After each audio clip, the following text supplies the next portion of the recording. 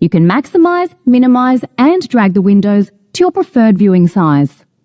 If you look at the bottom middle of your screen, you can click on the widgets that you'll need to get the most out of this virtual experience.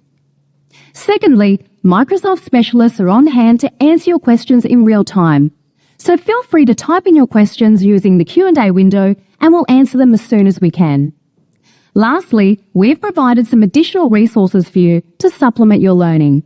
You can access them by clicking on the link. Security with Microsoft Defender, and also Microsoft Purview for things like compliance and data security. And there are some other online services that are the foundation then for productivity, collaboration, and even single sign-on experiences using Microsoft Entra as its underpinnings. So you can seamlessly switch then between your apps and get to your apps and files and email, your calendar, and more securely, really from almost any device, whether you work in the office, you work at home, if you're on site with customers, or if you're with partners, or even traveling and on the go.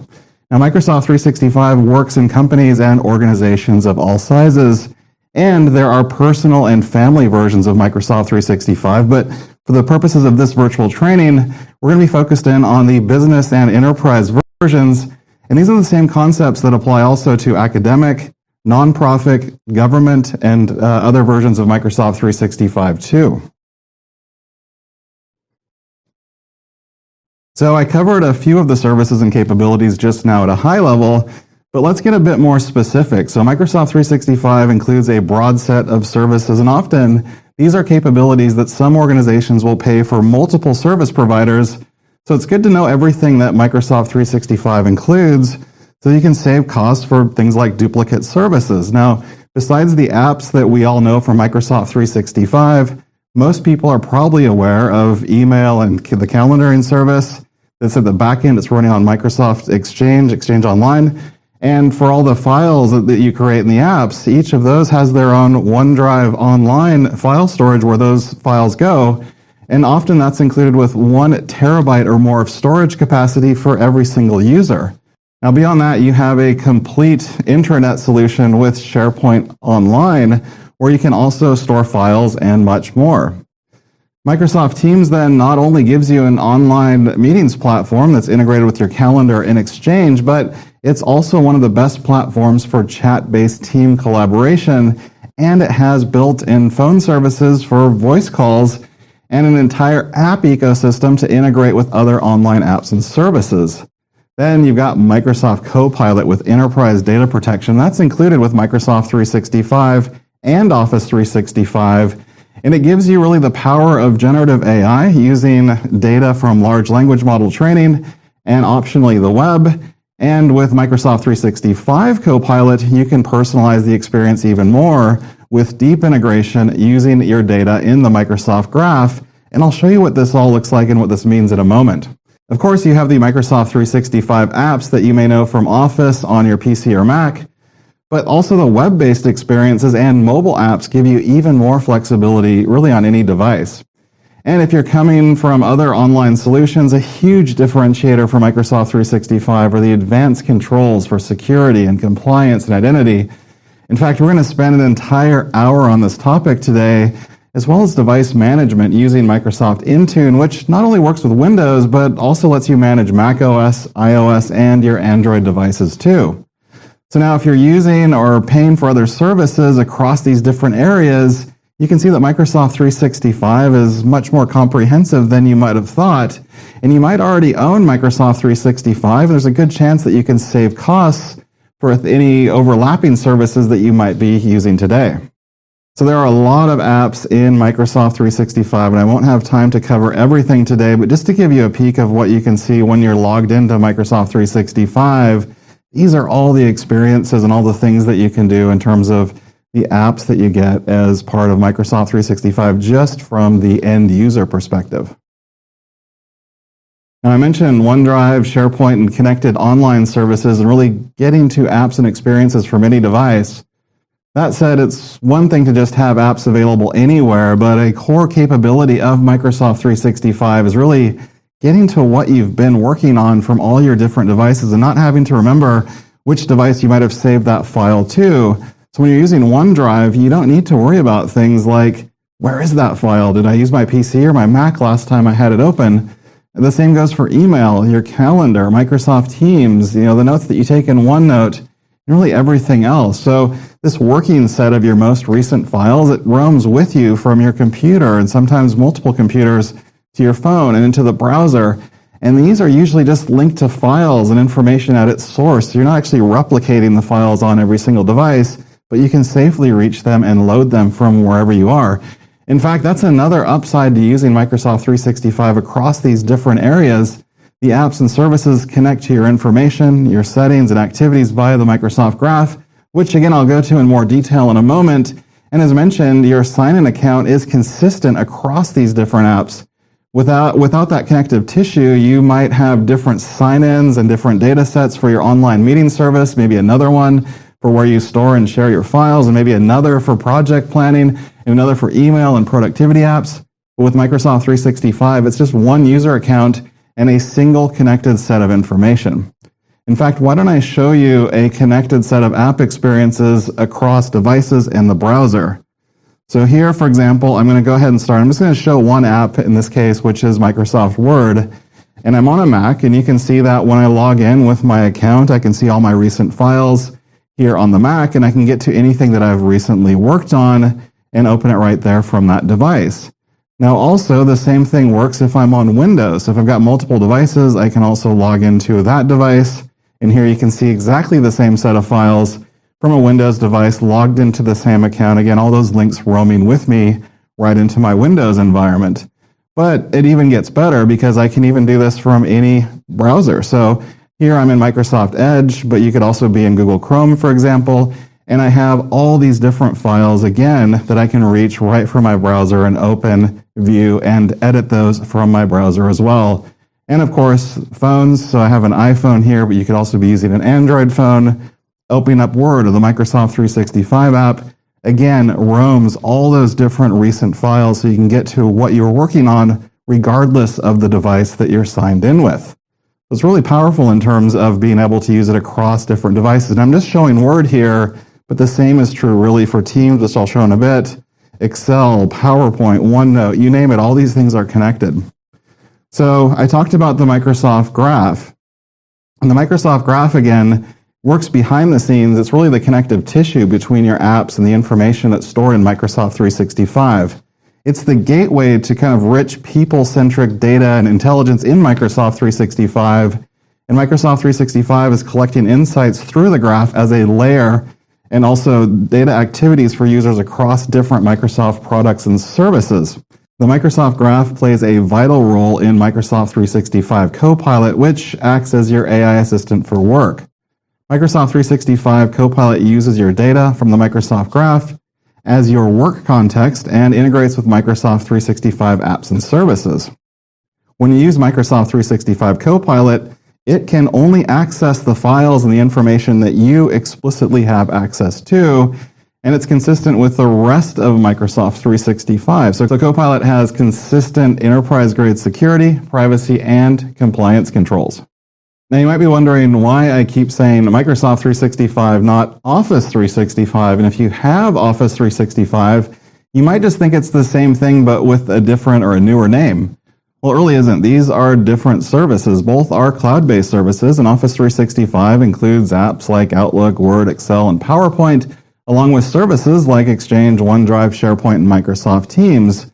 Whereas Microsoft 365 adds services like Windows, as well as Microsoft Intune for unified endpoint management, Microsoft Defender security tools and extended detection and response, Microsoft Purview compliance and data security controls, as well as unified identity and access management services that are unique in Microsoft Entra. These additional capabilities really comprise what's called the Enterprise Mobility Plus Security Suite. And it's a name and branding construct that you rarely hear in marketing materials these days, but it lives on in our documentation. And as I mentioned before, services are designed for use on almost any device wherever you are. Of course, it works when you're on site at work or in the office, and because it's cloud-based, which is kind of a fancy way of saying it's internet-based, you just need an internet connection to get to services. So if hybrid work is your thing, you can actually work remotely from your home or in the office. And it's kind of what I do myself. For flexible work, though, if you have fixed days where you want to work from the office and other days where you want to work remotely, that's another option. And there are even settings in Outlook, for example, that will help you accept a meeting and confirm whether you're in person or taking that meeting remotely in Microsoft Teams.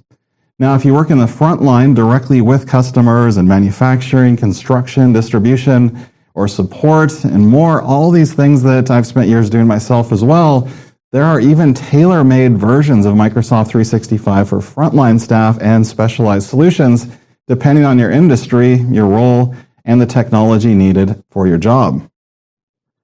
And the good news is not only do the benefits extend to where and how you use Microsoft 365, but also how you manage them. So based on the requirements of your industry, region, and your work culture, there are options for you. Now, the security options and controls are very extensive. Of course, you've got things like multi-factor and passwordless authentication. Those work, as well as you've got proactive services to protect you from attacks, everything from suspicious sign-in attempts to brute force denial of service attacks. The platform is protected, and as an admin, you can manage controls to prevent data loss and to minimize risk, and you'll have what you need to hit and also maintain the compliance in the regions where Microsoft 365 is offered. And it's a global service with controls mapping to regional requirements.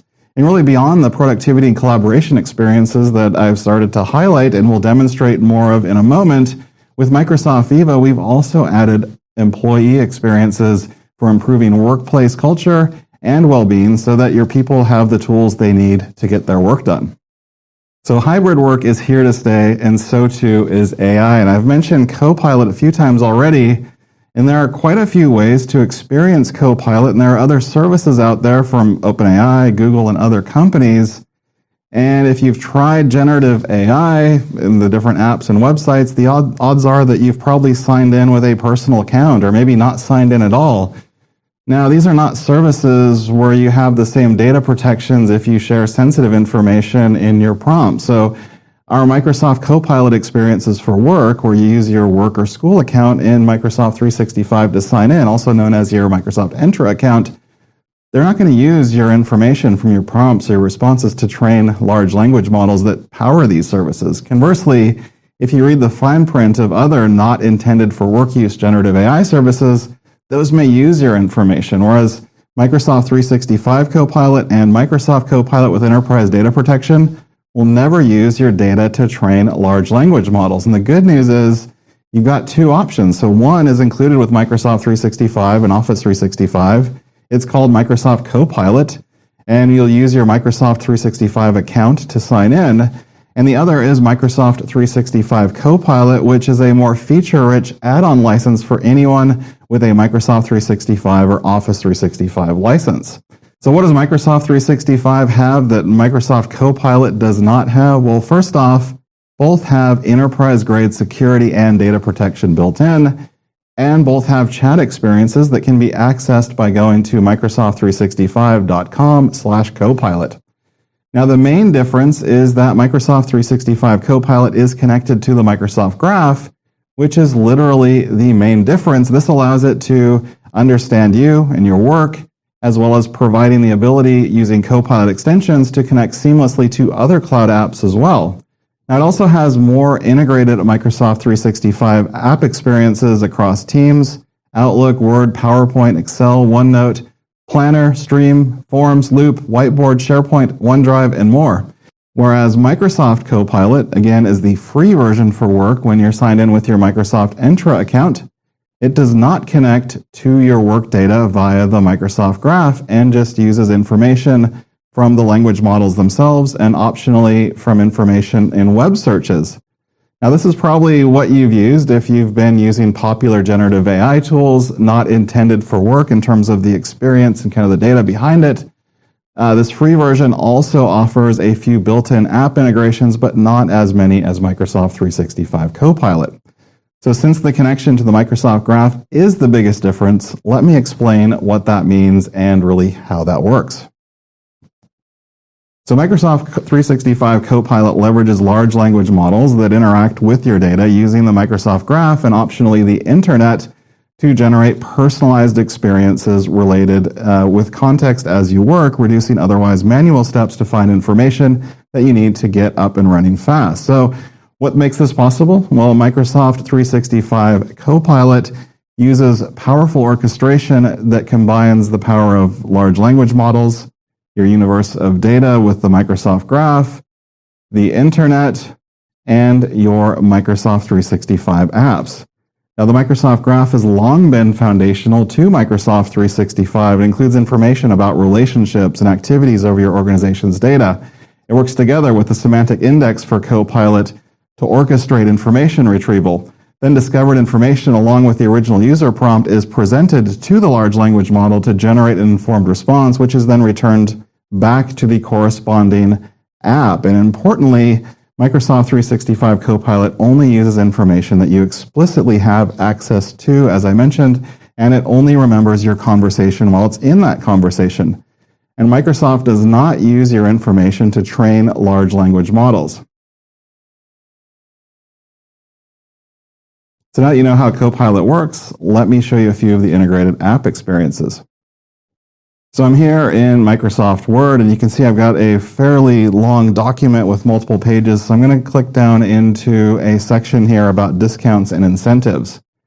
Now, in my case, I know that a colleague of mine, Daichi, actually shared some of these bullet points with me earlier. So I want to summarize the discount plan that Daichi shared with me. So I can actually reference Daichi with a /, and here you can see that with that /, I can reference people, files, meetings, and emails.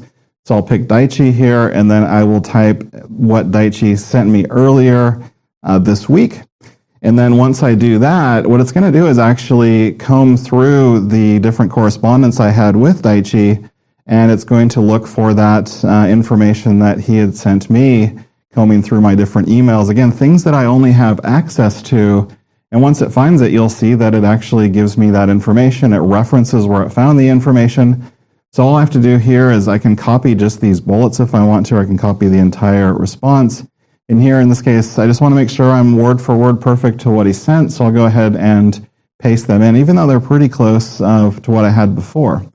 Now, one of the other great things with Copilot in Microsoft Word is that I can select the section here, and I can use Copilot kind of on canvas as I'm writing. So I can use it to auto rewrite, or I can use this, for example, to visualize these bullets as a table. So what that's going to do is actually kind of parse the information that's in those different bullets and kind of reason over that and then make it into a table, as you can see here. So now it's a lot easier to read. So now I have my information that Daichi sent me because I referenced him from my previous prompt. I've converted that then into a table. So now I'm going to go ahead and delete the previous iteration of those bullets, and now my document's looking a lot better. So now I've created this document, I've referred back to some of the correspondence I had, and I've actually improved my file. Now what I can do with that then is I can use that also within Copilot in PowerPoint to create a presentation based on the file that we just saw. So here I'm going to go ahead and say create a presentation as a suggested prompt. I'll refer to my file, so I clicked on the file that you just saw that was open, and what that does is it actually looks into the file. Here you can see it's combing through that Solar 25 plan file, and it's basically drafting out a presentation. It's drafting out all of the different kind of outline elements that are going to build out the slide deck, and you can kind of see it working here while it's going through that orchestration to build out these slides.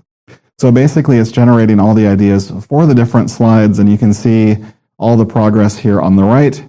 And when it's finished, what it will do is actually add speaker notes and additional information to your slide deck. So all the stuff that we just saw that was in the Word file is now converted completely over to PowerPoint. And just to kind of give you an idea of what's there, you can see I've got speaker notes even added from that file, that kind of referenced document. I have that in all the different slides, exactly where those different notes were taken from. I can see the original content if I want to quote it from the document itself. And if you can see that it's added photos and different pictures and different artwork into the PowerPoint deck as well. And this is about solar energy. Here's our table that we were just working on inside of Microsoft Word. So it's really added a lot of design element to it. It's added a lot of things in terms of references back to the original file, and it's really created a presentation completely based off of that multi-page document. But I can go even further. So I can use AI with Designer then to design the first slide. And now I'm going to select this one here that's got the green background with the light bulb. And I've used AI basically to generate the entire slide deck as well as the visuals and even the slide design for that opening slide. So now that you've seen how you can use Microsoft 365 apps really on any device that's connected and it connects to what you've been working on, and you've seen their integration also with Microsoft Graph and what you can do with Copilot, why don't we narrow in on a few productivity experiences within Microsoft 365 apps and the services themselves. So while any of these experiences can also be used in a collaborative context, what I want to do is actually start with experiences that you can take advantage of individually. Instead of reading through all the options on the screen, I'd actually rather show them to you with a quick demo in terms of the things that you can do. So let me just go through a couple of the productivity app experiences. I can't show everything in this time that we have. Let me just show you a couple things that you can do. So of course, in Microsoft Word, you have kind of what we saw before in terms of being able to author and create great, visually stunning, impactful documents with all the rich capabilities of Microsoft Word. Of course, you have Excel, which is probably the best application for working with data on an individual basis, where you can do all of your calculations, financials, all those things in one place. Then you've got PowerPoint, which again is an amazing application for building out presentations, conveying your ideas, all the things that you'll do as part of presenting, like I'm doing right now myself. And beyond PowerPoint, you also have Outlook, so emailing with all your colleagues and all the people that you work with, both internal and external to your organization. That's all part of the experience as well. And of course, OneNote is another great app in terms of writing down notes, ideas that you have as you have them. And again, these roam with you across all your different devices. Then you even have different experiences. So for example, like OneDrive, where you can actually get to all your different files from any device and store them up in the cloud, again, with a terabyte for most user accounts. And something that's fairly new, Microsoft Stream, which allows you to also post videos online. Here you're seeing a video about Windows 365 GPUs. We'll talk about Windows 365 a bit today. Let's use Windows on any device. But this basically gives you like an internal YouTube style service within your own company, so you can share videos with your colleagues and they can basically view the content you've been working on. You can also view the content they've been working on, or training or other things that they might want to post through Microsoft Stream.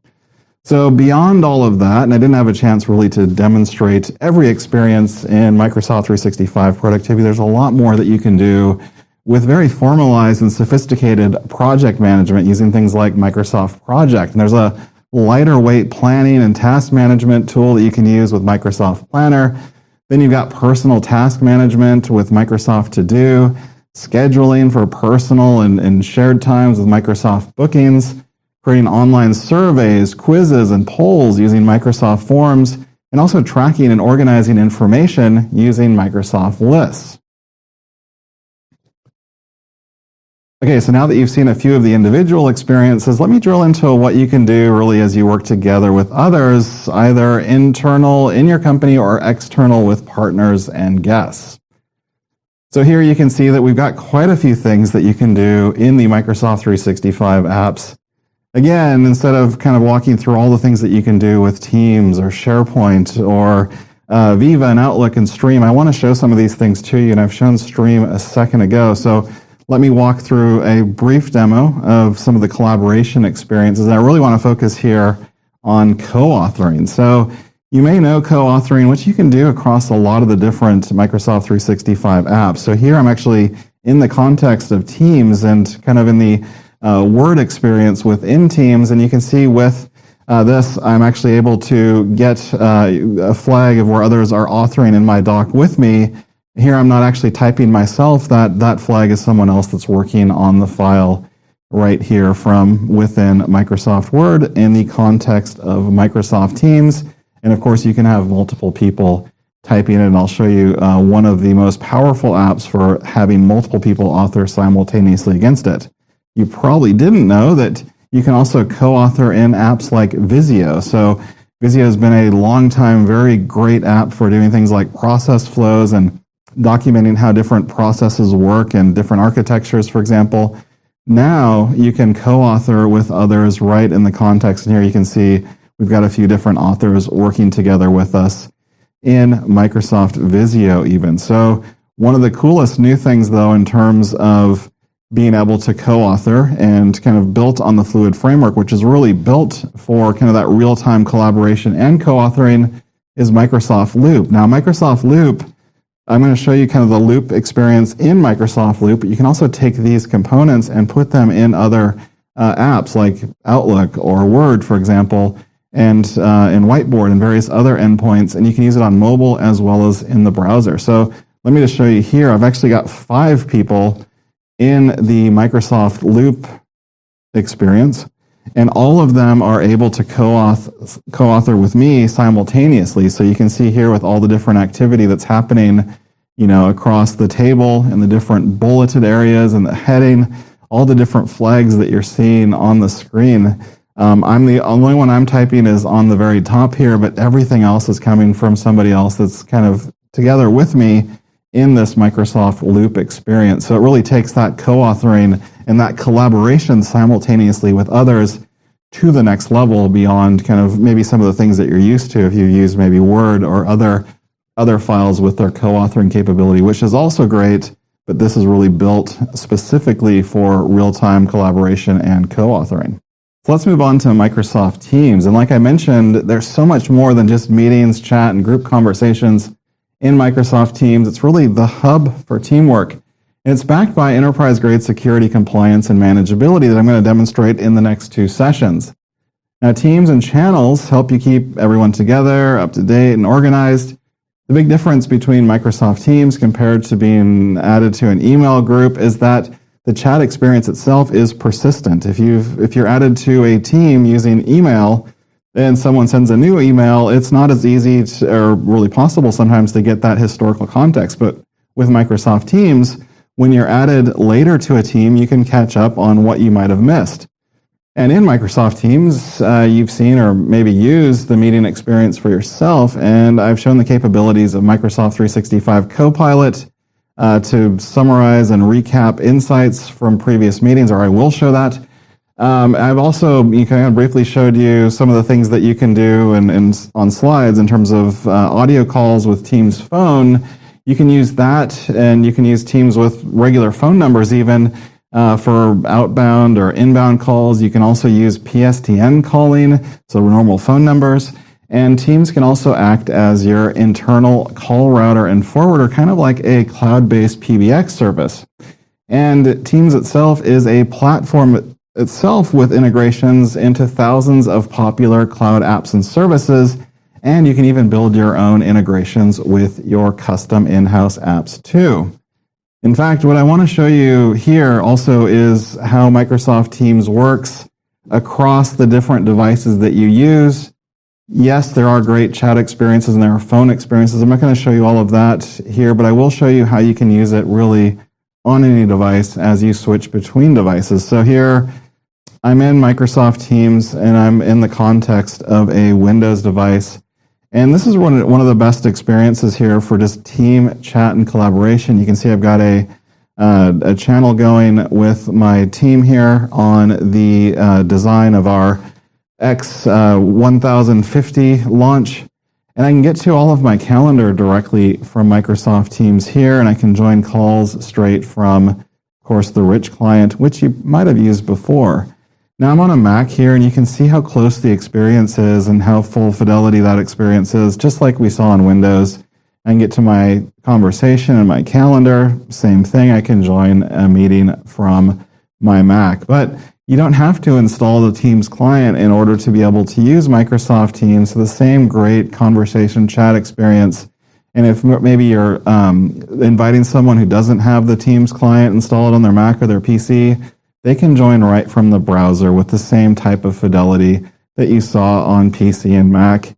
And again, I'd be remiss without showing phone. So on the phone, I can get to the same conversation with all the great fun gifts and all the things that I've shared with my team across all the teams that I'm in. You can see that I have tailored experiences for my phone. I can join from my calendar onto my phone directly if I want to a meeting, which I'll do in this case. I can see all the different meeting details, and I can join right from my phone. So regardless of the device that I'm on, I've got a great Teams experience with chat, telephony, and also meetings and more that I can do from really any endpoint that I want to use. So now that you've seen kind of a Teams set of experience across different devices, why don't I show you some of the cool things that you can do with Microsoft Teams together with Microsoft 365 Copilot. Now, if you've ever been late to a meeting, this is something where we can really help in terms of using generative AI to catch you up on some details that you might have missed. Maybe you were double booked or just couldn't be in two places at once. That's where Copilot in Teams can come in as part of Microsoft 365 Copilot. So let me walk you through a scenario here where, let's say I join the meeting, I'm a few minutes late, it's already started, and when I join, you can see that I'm already in the meeting with Daichi as well, and I'm in the context here of Mary, who's just joined. So when I open up Copilot, what I can do as Mary is I can say, why don't you recap the meeting so far? So when I do that, what Copilot will do is it will use the transcript from the meeting, and it will basically take out all the key topics that you can see here from Daichi and myself in this case, and I can basically get caught up in just a few seconds on the meeting itself. So then I can view the meeting through PowerPoint Live, which is shared. I can also, because it's using PowerPoint Live, I can go in advance in different slides that are in that PowerPoint deck, and I can also sync with the presenters. And so I've got a rich presentation experience using kind of the PowerPoint Live integration with Microsoft Teams here as well. And you can see that the meeting's carrying on and going forward. And as we get through towards the end of the meeting, once the meeting is kind of close to conclusion, so within the recap, I can even see exact transcript and timestamps and everything of when all these different key points were made by Daichi and others on the call. So it's referencing all the information that it's grabbing as part of the transcript for summarizing and recapping the meeting until now. So when I go to leave the meeting, I can even continue using generative AI. So in this case, I can go to the meeting recap, and I can see AI automatically took notes for the meeting and kind of said what each of the different participants said during the call. So I have a full set of meeting notes generated by AI, and I can see all the different mentions of the different people that were on the call and when I was mentioned here. And again, I'm logged in as Mary. I can see the speakers and the times people talked, the different topics. So I have all of this information as a recap to the meeting.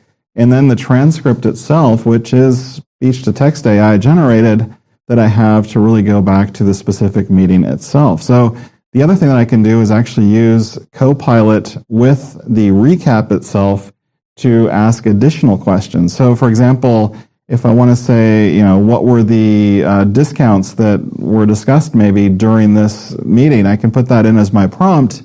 And what that's going to do is it's going to parse through the meeting transcript, which you kind of see here on the left, and it finds out all the information about the discounts, when they were mentioned, who mentioned them, so I can get really quickly up to speed on specific points. Maybe I want to see the different times that my name was mentioned or any action items that I might have. These are all things that I can prompt in the meeting from Microsoft Teams using Copilot in Teams. Okay, so let's move on now to Microsoft Viva and really bringing your tools together for employees and having everything they need to be successful in today's world of work with really one unified solution that's across 4 different experience areas. So first, something connection, which is able to keep everyone informed, included, and inspired as part of the employee experience. And you've got Insight for improved productivity and well-being with actionable insights. Also Purpose to align people's work and team organizational goals, and Growth to help employees learn and grow in their skills. So why don't I give you a quick tour of some of the things that you can see with Microsoft Viva Experiences. And so for that, I'm going to actually start on Viva Home. And here you can kind of jump between the different Viva experiences that you have access to. So here you can see that's about providing the right employee experience and connections with the people that you work with and establishing a community. And one of the things that is critical there is Viva Connection. So this then gives you a nice dashboard of any tasks or news or things that were assigned to you so that you can follow up. If I go back to the Viva Home, I can get to also Viva Engage, which is really a company community that you can build and establish with communities and storylines. You can have conversations. Here I've got a nice poll. I don't know, I can't decide where I want to go. I'll pick Ocean Shores for the next team offsite. But there are different things that you can do to connect with your peers and other groups that you work with. Then, of course, you have the ability to use Viva Learning. And Viva Learning can point you to all of your company training as well as things that are integrated with Viva Learning so you can quickly grow your skills while on the job using Viva Learning and kind of track your progress. And also, if you're a manager, you can also suggest different training with your employees and staff. So Viva is really about the employee experience all up and providing people the tools they need to succeed in the workplace. And that was Microsoft Viva. So now you know what Microsoft 365 is, and you've seen many of the experiences. I didn't have time to show everything in the last hour, but which of the Microsoft 365 experiences interests you most, and why? So when you think about Microsoft 365 Copilot, are there particular scenarios that you would use it for? And is your organization currently using other tools for online meetings or productivity apps or generative AI? Could you maybe see the benefits of using one integrated stack? So this concludes part one to the first section to learn about Microsoft 365 core apps and services. So why don't we take a short break, and then we'll pick up in part two on some of my personal favorite topics, the administrator controls for Microsoft 365 and device management, as well as Windows 365 and more. We'll see you soon.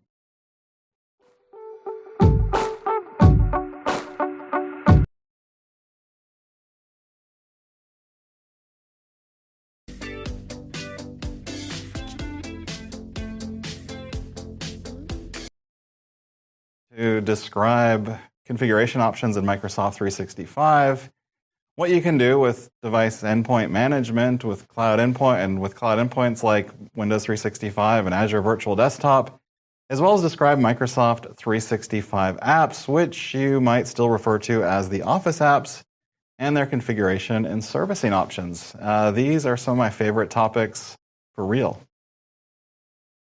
All right, so why don't we start with the Microsoft 365 Admin Center and everything that you can do from there directly, and the other admin centers and portals that it links out to. All right, so just like the Microsoft 365 apps, there's probably several days worth of topics that I could cover, but I'm going to give you an overlay for what you can do. And what I'm planning on doing here is actually more demos in this hour because it's kind of easier to explain and more time efficient, I think, using these capabilities and kind of explaining them by showing them. The top row that you can see here on this visual, these two tiles are really the things that you can do directly from the Microsoft 365 Admin Center. So tenant settings, apps, user group, and device management. Then row two on the visual are really separate centers for configuring and managing SharePoint together with OneDrive. Yes, it does turn out that OneDrive is a SharePoint-backed service. And Microsoft Teams also has a lot of configuration options for meetings, chat, apps, phones, services, and more. I won't be able to show everything today. And you also have the Exchange Admin Center, which in the early days of Office 365 is where you would, as an admin, spend a lot of time. A lot of those controls, though, have kind of spread out across different other security compliance areas, as well as things like Microsoft Defender. And there's another favorite of mine here. It's really hard to pick one, but the Microsoft Intune Admin Center, where you'll configure and manage endpoints, not just Windows, by the way, but also Mac OS, iOS, and Android.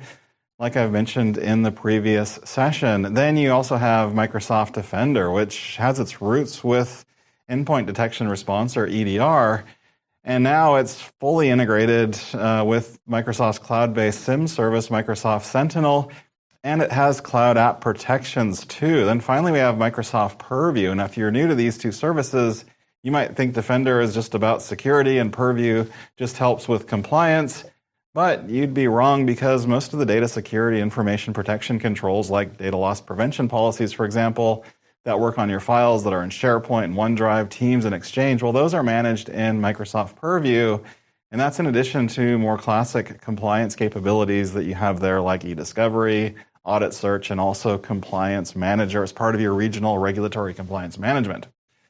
But wait a second, we were just showing a lot of different Microsoft 365.com services.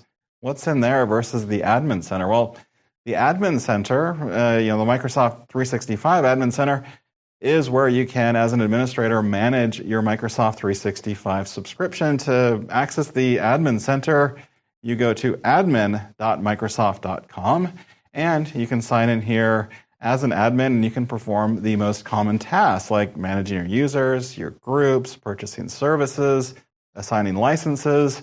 There are also wizards to walk you through more complex settings and tasks. Now, the Microsoft 365 user portal, that's at Microsoft365.com, by the way. This is for both end users and admins to access them as end users for Microsoft 365 user experiences. Of course, only the apps that user has access to and licenses for will appear for them, including the links to the Admin Center if you actually have that on the left nav of your rail.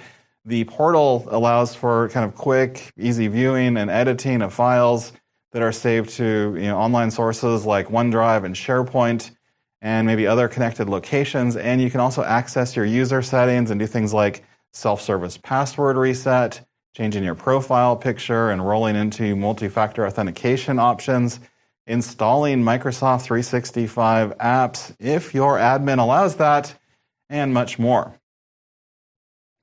All right, so what I want to do is actually break this demo up into multiple parts, roughly following the steps that you'd probably take to get started configuring a new Microsoft 365 tenant. So why don't we start with the basics in terms of getting your domain configured. First thing you probably want to do is you have your own domain. In my case, I've got one called contosoorg.net. And right up top here, it actually starts out with this guided setup. And I'm just going to walk through a couple of these things as I've pre-configured a few things in advance. And it says, do you have a domain now? And it turns out that, yes, I do indeed have a domain, and it is contosoorg.net. So I'm going to type that in, and I'm going to say, use this domain.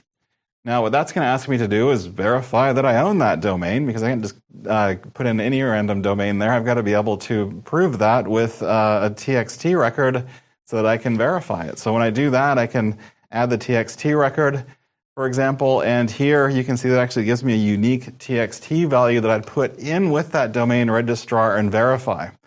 Now, I've kind of walked through the process already, so I'll just go through the additional things that you'll configure on the domain registrar side of your own domain, which is things like your CNAME, your exchange information for mail, your MX and TXT records, CNAME there, and also other settings and things that you might need for things like endpoint management for device enrollment and the two different CNAME values there. And these are all standards that you can find. They're not just here found inside of your Microsoft 365 Admin Center for your domain settings, but these are things that you can also look up through learn.microsoft.com. Now that you've got your domain set up, then the second thing you're probably going to want to do is actually add a user. So let me just walk through the different options that you have there. So in my case, I'm going to add a user, and you can see I had a few already added, but I'm going to add myself here. Why not? So I'm going to give myself first and last. It already builds the username or display name based on that, and then I add my email name, and then once I do that, I can choose the licenses. And these different apps that you're seeing here, this is how you can control exactly what that user sees. So for example, I can decide to uncheck a few things here if I wanted to not display all the different apps. Maybe I've got another app that's performing similar functions. And those are things that I can kind of prevent the user from seeing and using just by unchecking those checkboxes. Now I can decide to give the user admin access if I wanted to. So for example, you probably don't want to make all your users global administrators. That would be bad. But you can give them things like SharePoint administrator, other things that are fit to their role. You want to do things that are aligned to what they need to do to get their jobs done. Once I finish all those settings, I can add the user. Now I can see that there is a kind of temporary password set up for that user. I'm going to use multi-factor authentication here, of course. And I can decide to send a message to that user, and I could, for example, create this as a template if I wanted to use this for other IT managers maybe getting hired later. Now I can also add multiple users at once, and there's a nice field to add 5 or so here. But even more powerful, if you've got like a bunch, like 100 users or more, you can use a CSV file and download templates to basically fill it out like a spreadsheet, browse to your file, and upload that to add multiple users at once, which is what I actually did to populate these 25 users or so.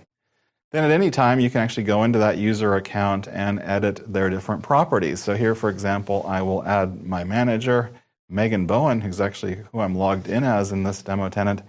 And then from there, if I want to, I can actually edit my contact information. Now, this is important in terms of filling in additional details. We could have done that when we first provisioned out the user account, but things like your job title, department, office location, phone numbers, your street address, all those things that you would add for that user. And these things are things that you can use later if you want to create things like dynamic groups, for example, to find all people in Redmond or all people that work in the IT department and create lists that are automatically built using those different properties. So now you've seen how users are added. So the next thing I want to be able to do is kind of walk through kind of basic user controls and kind of what are the things that I can do once I've got a set of users in my environment. I have 25 or 26 different users here.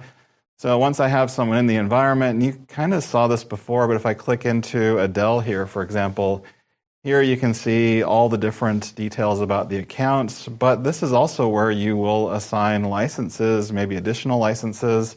You can configure mail and OneDrive settings, all of those things, as well as if, for example, Adele needs her password reset or you suspect that the account has been compromised, you can reset Adele's password, block sign-ins, delete accounts, and kind of kick them out of any active sessions from this interface. So then if we go into other object types and things that we have are groupings, so we have groups and teams here. So I can, for example, go into my existing marketing team, and you build these just like we built our user out, and I can look at the owners and the members of our team, and if I have any site visitors, if it's, say, a SharePoint site team, and then I can go into the privacy, public, private. A lot of times teams are built or groups and sites are built public when they should be private. So those are things that you can do in terms of common controls that you might want to access as part of managing your groups. Then you also have roles. So within Microsoft 365 Admin Center, you can still sign up for the different roles that are pertinent to Microsoft 365 management. Then you have rooms. So you might want to book a meeting room or have different entity types like the rooms. Maybe they've got Microsoft Teams phone equipment, those types of things in the rooms. Then you can basically establish that also as a type of identity in the Microsoft 365 Admin Center. And I'll show you additional controls in the context of Microsoft Entra in the next session, actually. But those are some of the things you can do through Microsoft 365 Admin. So now I've shown you how to assign a license, but let me show you what you can do then if you want to add licenses, for example, and kind of go through your different options here in terms of billing in the portal. So you can see the products that you have access to. So you can see here in my case, I have a couple of trial accounts, but I can see the number of licenses that have been assigned and the ones that are open. I can see ones that are available. So you can see I've got one license available that can be assigned to a new user, for example. And there I can also manage my billing accounts, my payment methods, billing notifications. And from the marketplace, I can go shopping. So for example, here I can see all the different related services to Microsoft 365, like Windows 365. I can go into the All Products view, and I can filter that by the things that I want to do. For example, I love security and identity products, so I can see all these different things that I can buy in addition to what I currently own. And so here I'm going to walk through just quickly a Microsoft 365 Copilot purchase. So you will basically buy this as an add-on license against a user who already has a license for something like, for example, here I'm using Microsoft 365 Business Premium, but you would buy a Copilot license for Microsoft 365 Copilot that you would add on to that existing user's license. And then once you've got Copilot configured, now you can actually manage some Copilot settings. So let me go through some of the things that you can do for Copilot itself as well. And this is a pretty new area in terms of the settings that you have. So for example, you can control the login experience and send logs on behalf of end users when they're working through Copilot. So this is something that you can basically own the traffic of as an admin. You also have various settings for other Microsoft Copilot experiences that can be found in places like Bing, Edge, and Windows, where we link you to directly find information for how to set all of that up. Then you've got Copilot in Microsoft Teams meetings, and it linked you right into a Teams meeting policy because the main control there is meeting transcription. Like you saw in the last hour, there needs to be some kind of speech-to-text transcription made for that meeting in order for those different experiences, like recap what I've missed so far, or summarize what I've missed so far and recap after the meeting, what happened during that meeting. So there are different control options there with Copilot, either to, by default, have transcriptions or have them engaged by the meeting owner or other participants in the meeting who can turn on transcription. Then you have your data security and compliance controls. We're going to go into a lot of those actually in the next session. And you also have the ability to use web content. You can disable this. By default, it's on. This actually lets you catch up. For example, there are training dates, ends of training for when the LLM has been trained. For a long time, it was September 2021. So if you want to ask anything more recent than that, you want to use the web for retrieval augmented generation. Now, for the integrated app experience, you can actually go in and determine who has access to plugins for Copilot to extend Copilot out to other external third-party sources. So this is something else that you can set directly through integrated apps, choose who should have access. And in addition to this, you can actually kind of shop through the integrated apps store effectively inside of Microsoft Teams Admin Center for the different services that you want to integrate your Copilot services with. All right, so then that again gets me to reporting. So the Microsoft 365 Admin Center also has detailed reporting available to you. Let me just walk through a couple of different things as part of usage reporting. So you can get to it from reports usage. And now here you'll see that I've got quite a few different deep dive reports for Microsoft 365 Copilot. And you can see things like active users across services, the different usage they have here. And I'm in a kind of a smaller demo environment, so not a lot of action in my particular tenant, but you'll see exactly what people are using, the services they're getting the most kind of time and value from, where and how much they're storing their files, and kind of activations from the Office client perspective as well, and then active users and active apps for Microsoft Teams apps. Now, if I go into one workload specifically here, Exchange, I can also see different activities across email. I can see the different email app usage. So there are multiple versions now between mobile, the newer version of Outlook, Outlook on Mac, and also the web, Outlook for the web. So I can see those types of activities. In Microsoft Teams, you can see activity for licensed users and kind of the distribution, how much they're using Teams, how much they're using channels, and different devices that are being used for Teams as well. So all this information is here as part of the kind of Admin Center reporting, so you can have real heavy details into the usage across all the different apps here that you see on the left. Okay, so now I've spent quite a bit of time in terms of highlighting the options in the primary Microsoft 365 Admin Center, but let's take a tour of the others, and I'm going to start out here with SharePoint.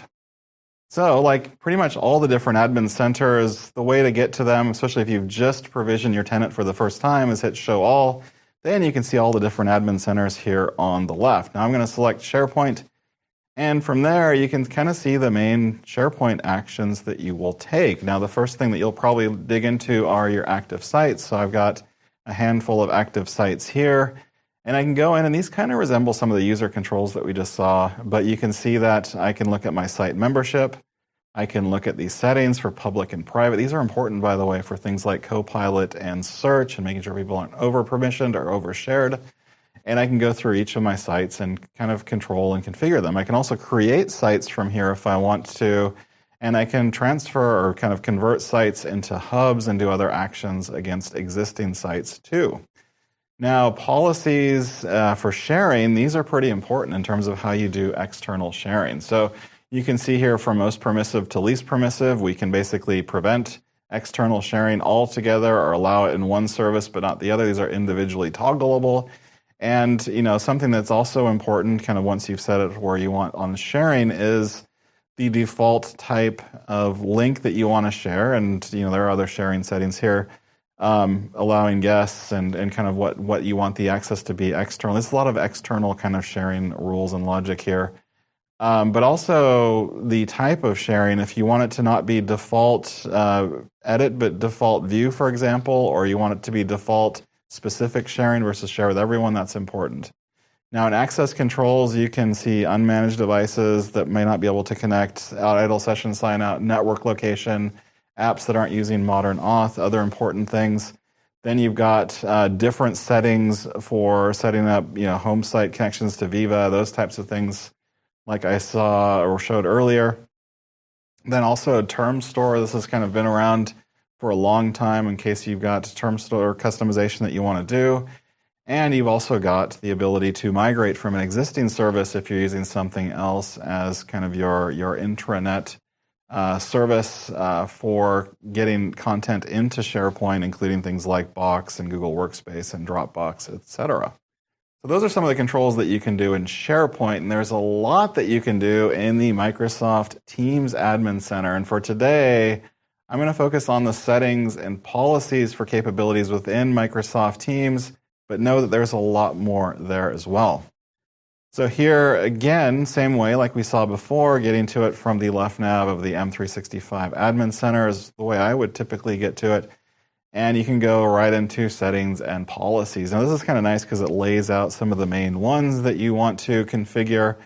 So here, I'm going to go into my Teams policies, and here's where you can set like your channel settings, things for actually the chat-based collaboration, email integration, how files are delivered, device integration, how you want to use shared channels, safety and communications, all those different settings that you can configure the experience from Microsoft Teams. And then you have team templates. So as people create new teams, you can add the templates. There are a lot that are built in, but it makes it easy for people to build teams based on those different templates. Now, you can also decide whether or not users will have access to preview features, and there you can control, like, if you want to be able to allow users to opt in or leave them on for everyone by default, those types of things. And then if we go into other configurations, guest access, this is very important. You can see the emphasis on guest and external users in SharePoint. Same thing here for Microsoft Teams. So you can determine if you want to allow screen sharing, what the different messaging rules are for guest access as well. External access is something else, and how much you want to kind of federate between different environments, partner services, and there are a lot of solutions that are there, and I would actually encourage you to look at how you can do shared channels and other things beyond this training to actually look at how you can work with external Microsoft intra organizations and tenants too. Then you have all these different controls around things like meetings, and these are some of the ones. And I showed a few of these earlier within the context of Copilot, but this is basically how you want to work meeting scheduling, the meeting join and lobby experiences if you want to allow people to bypass the lobby, content sharing, what types of things can be shared in the context of the meeting. If you have Teams Premium, you can do something called watermarking on the different Teams calls so that when something's shared, it has a watermark on it, even if you take a picture of the screen, and the transcription settings that we saw earlier for Copilot. Then, of course, you have audio and video settings where you can do things like specify the bit rate, if you want to allow streaming, video teleconferencing, those types of things. And then you have the ability to also configure, for example, your email and different aspects of the email that are in there, your network QoS settings for quality of service, and more. Now, there are additional controls here that you can get from these kind of high-level settings, including your messaging settings, your voice, if you do telephony with Teams, PSTN calling integration, the stuff I talked about earlier, and even configuring things like your emergency call routing and calling for the different regions that your business is operating in. These are all just a handful of the capabilities in the Teams Admin Center, and there's a lot more, again, that you can do.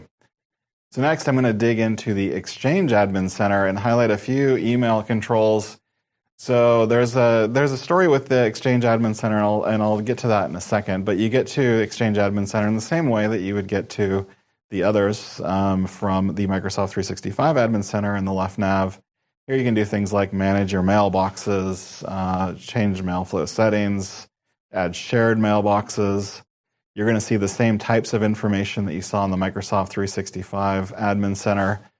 Message trace is something unique to the email experience where you can actually use that for investigations, or if you suspect something suspicious, you can use message trace there. And for things like admin roles, those are the Exchange pertinent admin roles. And then Outlook web app policies are pretty important now, and they've kind of, I would say, even revived a little bit now with the advent of the new Microsoft Outlook app that's in Windows and across platforms, because that has a lot of the settings that are configured through the Outlook for the web settings. For mail flow reports, you can get to all of those from the Exchange Admin Center, and there's a lot that you can see there.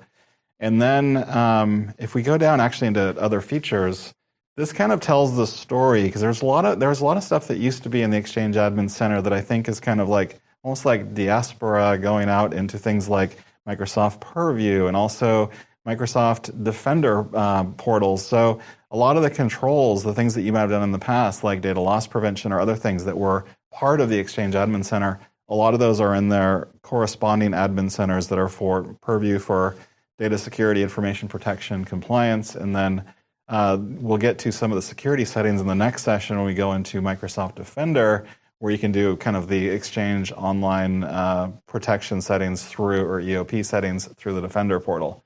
So that's kind of the story in terms of the Exchange Admin Center. Now, for the Microsoft Defender portal, I'm going to spend not that much time here because I've got a whole bigger section on it in the next hour to go deeper into security, compliance, and identity. So at a very high level, in terms of what you can do from the Defender portal, you get to it from the security link on the Microsoft 365 Admin Center. But you'll see that it's the home for kind of extended detection and response, incidents and alerts, hunting, all the different things around exposure management to look at your current risk posture. Also, email and collaboration. We'll show some of those Exchange tools there in a moment. And also cloud apps, audit, various other things that you can do through Defender. Again, I'm not going into a lot of depth here because I want to show that at length in the next hour. Okay, so now you've seen kind of what's in Defender. I'm going to also spend not a lot of time on the Purview portal in terms of the things that you can do around compliance, information protection, data security. But kind of like we saw before with Defender, in this case you'll click on compliance, and there are a lot of things here that go beyond kind of what you might classically think of as compliance. And you can see, knowing your data, you can go into all the solutions, and there are audit solutions. You can get things like e-discovery, records management, data catalog for schematized data and data lifecycle management. Then you've got data security with data loss prevention, information protection, insider risk management, and the brand new AI Hub. Plus, it links you out to additional resources. Again, I'm going to go into a lot more depth on this in the next hour. All right, so why don't we move on to one of my favorite topics, endpoint management and your options for managing PC, Mac, and mobile devices that connect to your Microsoft 365 and managed resources. So when you think about Microsoft 365, it includes kind of rich cloud-native device management options. All these are centered more or less around Microsoft Intune. Now, if you do have an existing on-premises configuration manager environment, I used to actually work on that team, you can continue using it for managing things like Windows clients and servers. I think the server part is important there. And with co-management, you can manage Windows clients from both Intune and Configuration Manager and kind of choose which management workloads each service owns or has the authority over on co-managed devices. So using co-management, you can also monitor device compliance across Windows, macOS, iOS, and Android devices from one unified dashboard in Microsoft Intune. Now, Intune, in fact, also has rich endpoint analytics reporting for health and performance of enrolled devices. And Windows Autopilot is a modern way to really order devices directly from hardware vendors. You can get them pre-configured, connected to your organization. Then you can basically drop ship those devices directly to end users. And the moment they connect to the internet for the first time, your defined apps and policies and settings are pushed down to that device to get it into a compliant state before it even connects to any of your managed resources. Then something brand new is Windows Auto Patch, and that can also manage software updates, really aligned to best practice change management so that deployment starts out with a small ring, so we can kind of test and validate those updates, monitor for anomalies or issues, then expand that and broaden the deployment into larger rings over time. And all those different devices kind of are managed and updated automatically. Now, beyond physical endpoints with cloud PCs as part of Windows 365, you can also deliver secure and managed Windows experiences in the cloud to any device or browser. So Windows 365 also protects against security risks and offers additional protection compared to things like physical devices. So let me go into a few different demos of the core management capabilities from the Intune Admin Center, as well as other things that you can do. So if I go into my Microsoft 365 Admin Center again, I'm going to navigate to Intune through Endpoint Manager, as it's called here in this case.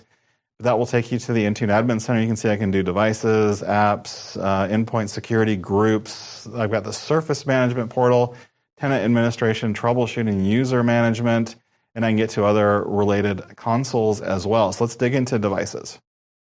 So here, importantly, you can see that we can manage Windows, iOS, iPad, and iPad OS, Mac OS, Android, and Linux. Everything is kind of in one place, so you can basically manage all your devices. I'm going to filter by Windows in my case, and you can see all the different things that you can do here in terms of different controls that you have.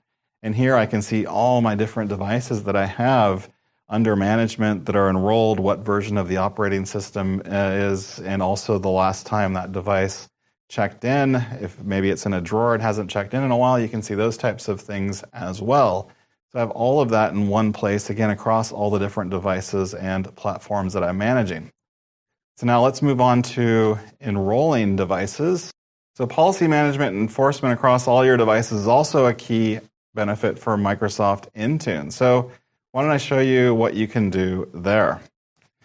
So first off, if I go into my configuration, you'll see all the different configuration policies that I have across different device platforms. I've got Android, I've got macOS, iPad and iOS, Windows, all these different things that I'm managing here. Now, one of the things that is pretty common is managing how devices connect to your internal managed network. So here, for example, I've got a Wi-Fi setting for my macOS managed devices. So here I can, for example, define the SSID, a proxy server, all those things that I might need in order to seamlessly connect to the Wi-Fi from that managed device. So that way the user doesn't have to look that up or make any changes, obviously. Now, there are other things that you can do from here as well from a policy perspective. So here, I'm looking at compliance policies. Now, these are important because these will actually gauge in, if you're using conditional access, whether devices can connect to your resources. So I'm going to go into my default Windows 10 policy, and you can see all the different things that I've set here for device security, Defender for endpoint settings, like all the different things that have to be in place before we deem that device as being compliant before it can connect to other services. So this is a very important aspect then of managing devices and of the identity story that I'll talk about in a second with Microsoft Entra. And another big part of Microsoft Intune and managing device endpoints is curating and pushing out required apps along with their updates to manage devices. So let me show you what that looks like. So here I have all of my different apps configured in my environment. You can see I've got several dozens of them here, in fact. And all of these will say whether or not they've got a successful deployment. I can go into each of the apps. I'll go into Global Secure Access Client here, again related to Microsoft Entra that I'll talk about in a moment. And I can see the device install status and the user status for it. If I go into the properties, these are things that you're going to configure as you bring apps in. You can bring them in from things like the Windows Store, and you can also bring them in as your own packages. So you can see things like the silent install commands, uninstall commands, exit codes, all those things that you'll define as part of the app, minimum Windows version, et cetera, et cetera.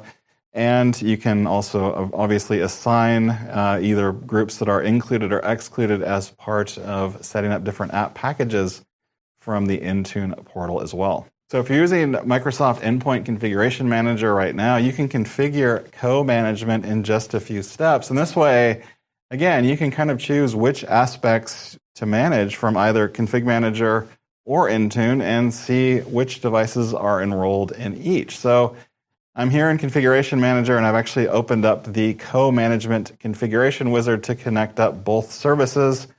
So let me show you just how that works. So here, once I've done that, I just basically have to say upload the different Endpoint Manager data to Intune.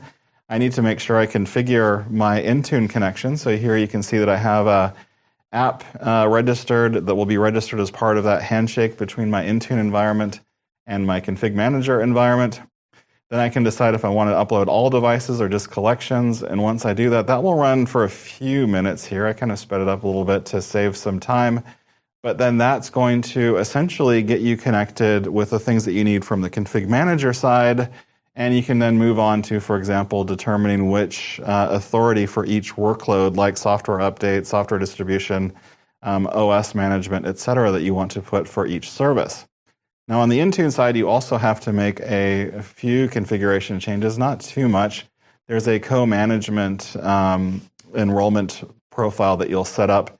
And so here, you can basically mandate that the different managed devices will get CCM setup running or CCM exec running on the managed computers so that they're seen by both Config Manager and Intune. And that way you've got device management control over it on both sides. And you can here, as you can see in the top, override co-management policies and use Intune for all workloads when you're ready after you've started to transition all the rest of the kind of app update management, application, software distribution, those types of things to the Intune portal. Now, some of the aspects for managing devices, they can be difficult to measure, but often they have a massive impact on user satisfaction with their devices. And these types of reports, they're where endpoint analytics can really help in terms of detecting these types of issues that are normally hard to report against. So here I've got Endpoint Analytics open, and you can see the types of reports on the left that I can get: startup performance, application reliability, work from anywhere, resource performance, remoting connection, battery health. So I'm just going to give you a look at the startup performance, and you can kind of see I've got a score and a baseline, which is kind of what the expected values are, and the different scores along those different values that I just named. And so if I can go into each of these also and get more details on them. So I'm going to go into startup performance here, and you can kind of see the different components that comprise startup effectively. You can see that there's a core boot element and a core sign-in element. We're doing going a bit longer on the sign-in side. So for example, if you have group policy login scripts or other things that are delaying the sign-in effect, you can actually kind of troubleshoot that here.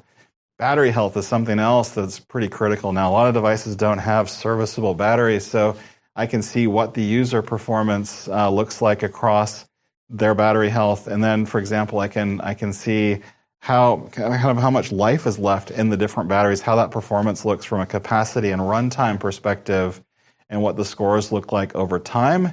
And I might use that then in terms of setting up policies where I might want to configure settings like in Windows 11 for smart charging to kind of maintain my battery life even longer, which, by the way, you should do from the get-go as you start managing those devices.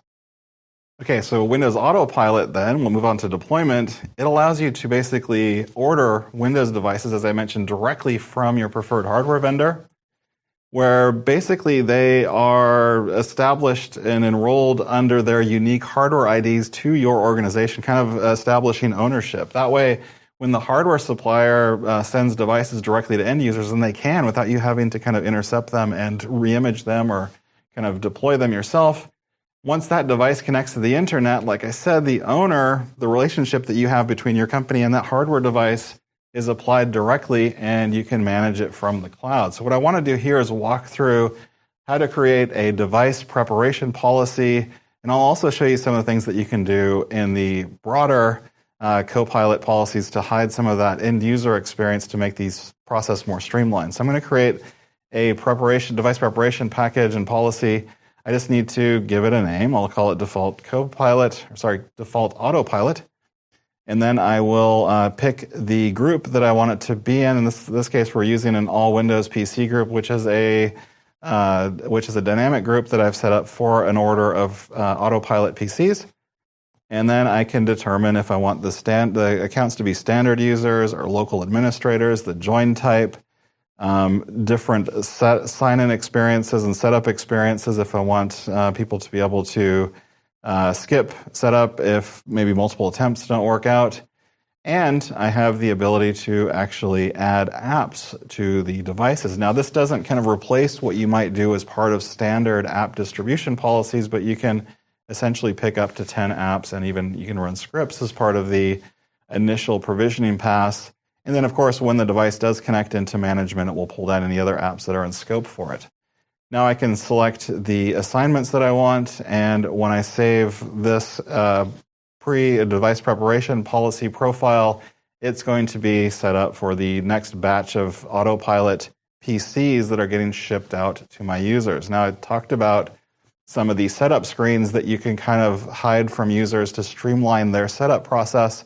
And these are just a couple of the settings that you can manage, or actually most of the settings you can manage, where, for example, you can show or hide the licensing terms, the privacy settings, the change account options, account type, language, keyboard layouts, those types of things, because you can do that basically on behalf of your organization for that autopilot user. All right, so now from autopilot device provisioning, and kind of rationally deliver these updates out as they determine that they've been validated and verified as working with no issues. And it takes away most of the manual effort for device grouping and also managing the update rollouts. Let me show you how you get this configured to get started and kind of what's under the covers a little bit here. So AutoPatch, first you'll basically agree to checking for eligibility for the service. Now, that just is the one check mark that you're going to see as part of your tenant administration and your tenant enrollment here for AutoPatch. Once you have that set up, it will check, and then you can enroll into the service. That's going to ask you again, because in this case, the AutoPatch service needs to create groups and policies and various other things as part of this. So it gets your authorization there. You're going to add primary admin and secondary admin information. And what that will do is it will set up your AutoPatch environment. So when I hit continue here and I look at it, it's going to say that AutoPatch groups setup is in progress. Now, that's pretty much the key to how this works. These are rings. The rings are basically represented by groups. So if you actually go into groups, and here I've filtered by auto, you can see all the different groups that it sets up. And basically these have different devices assigned to each of these groups as part of that kind of testing validation passing. So that when a Windows update does get shipped, whether it's a feature or a cumulative update, it will go through that process again to go between these different groups that you're seeing here from test all the way out to ring 3. That way it can continually check before it broadens the deployment out to larger and larger groups. That is kind of the underlying mechanism for AutoPatch. All right, so let's move on then to Windows 365 and Cloud PCs. So you can access these from any browser. You kind of briefly saw a video when I was showing Microsoft Stream in session 1. That was kind of on purpose. But they can be managed when they're being managed through Intune like a normal physical device. So that's because they are user-dedicated hosted environments, and they've got similar configuration and compliance and app and Windows Update requirements because they live on, unlike some other forms of virtual desktop infrastructure where you might be provisioned with a different virtual machine every day or every session you log into. These are kind of dedicated to you, therefore they have the same type of servicing around them. So to get to this and kind of to find Windows 365, you'll go to the devices onboarding area and you'll see Windows 365 is here. And here you can see kind of some of the high-level controls around the devices I have provisioned in my environment. And I can see all of my cloud PCs in one place and, kind of what's under management, if they're provisioned, if they're in grace period, etc. Now, the way that they're configured is through a configuration policy. And I'm going to jump into one that's already been configured just to show you some of the elements of that. So you can see there's different join type, the region it's in, the image that was used to install that Cloud PC virtual machine, and basically the language and those types of configuration settings. Now, what actually happens here is when you assign the license, that is what's going to provision that service for the end user as long as they're in the scope of that provisioning policy. So I mentioned images earlier, and this is where you'd actually go to find the image that you want to use. You can use images from the gallery or upload your own, and there are even different controls that you can give for users when they access their PCs, for example, to troubleshoot them. You might want them to be able to reset their device or not, because that could potentially be data loss if it's used in the wrong way to do the reset. Allow them to do system restore, those types of things, disaster recovery. Those are things that you might not want to allow every single user to do, but maybe for your developers or for IT admins, those types of technical roles that might use a couple of different cloud PCs as part of their work, they can do that. Additionally, you can also use different configuration policies, for example, to enable or block local device integration. For example, you might want to disable clipboard or printing or microphone or webcam, or enable it depending on the device that's connecting to Windows 365. So as you saw, Windows 365 is provisioned and managed fully in the Intune Admin Center, and there's another option to deliver managed Windows experiences from the cloud to any device using Azure Virtual Desktop. In fact, both services actually run on the same underlying platform. And neither service is included as part of the Microsoft 365 suite, and you can use both of them together. You have to have them as an add-on license effectively to Microsoft 365. So I want to explain the differences between Windows 365 and Azure Virtual Desktop. So first, Windows 365 is a cloud-based service that automatically creates a user-dedicated, and that's important, user-dedicated Windows virtual machine known as a Cloud PC for each and every user. Now, Windows 365 lets you stream the full Windows desktop experience. Again, that's important, including your apps, your data, the desktop itself, from the Microsoft Cloud to any personal or corporate managed device or browser. Windows 365 is managed very similar to how physical devices are managed in the Intune Admin Center, as you saw, with the exception of provisioning policies. So as you provision them, you're creating a configuration profile with the targeted users that are in scope, the image you want to use, etc. And you just need to assign then users, as mentioned, a license as part of the Microsoft 365 Admin Center once they're in scope for that policy to access their Windows 365 environment. Additionally, using Windows 365 boot, physical devices can even be configured to sign users directly into their cloud PCs without signing in first to their physical devices. So it kind of goes right from sign-in into your cloud PC. Now, when we compare that to Azure Virtual Desktop, that's more like Cloud VDI or classic virtual desktop infrastructure, and that's a solution that runs on Azure. The management experience is closer to traditional VDI, where I'd say the bulk of your management effort and time is probably spent trying to achieve maximum infrastructure utilization at acceptable performance levels. And unlike Windows 365, users can also be brokered connections to different virtual machines each and every time they log in, making them kind of non-persistent to the user. So it's the only solution that Windows Client Multi-Session is offered, where multiple users can also be simultaneously logged into different user profiles on the same virtual machine. This had previously been only something possible to do in Windows Server operating systems, but with Azure Virtual Desktop, it can be done on Windows Client. Azure Virtual Desktop also differs significantly from Windows 365 in that it allows you to deliver remote apps where you only see the open app window, not the entire desktop, from the virtual machine. So that's only that app window is presented to the user. And it looks similar basically to launching a locally installed app because the virtual machines are not necessarily user persistent or dedicated. Azure Virtual Desktop also has the option to roam user profile data with FSLogic's profile containers. Now, this means that as an individual user moves from one VM to another, their user profile container can be attached to any virtual machine that they log into when they sign in. Now, that attached profile container looks and it kind of behaves like a local drive, like a C drive, once it's attached. And while these different Azure Virtual Desktop capabilities sound pretty cool and pretty innovative, they are usually a bit more complex to manage and require unique VDI skills compared to managing user-dedicated Windows 365 experiences from Microsoft Intune, alongside maybe your physical devices that you're also going to manage from Microsoft Intune. And it's also worth noting that the Windows app that's available for Windows, Mac OS, iOS, and Android supports Windows 365, Azure Virtual Desktop, and Azure DevBox virtual machine connections. And using the Windows app together with desktops in Windows 11 lets you switch between your local desktop and cloud-hosted Windows experience simply by switching the desktops in your kind of task view. Okay, so now we've covered devices. Why don't we move up the stack to the app layer and your options for configuring and deploying and servicing Microsoft 365 apps. Again, these are the desktop apps like Word, Excel, PowerPoint, Outlook, and Microsoft Teams that you've probably used in the past.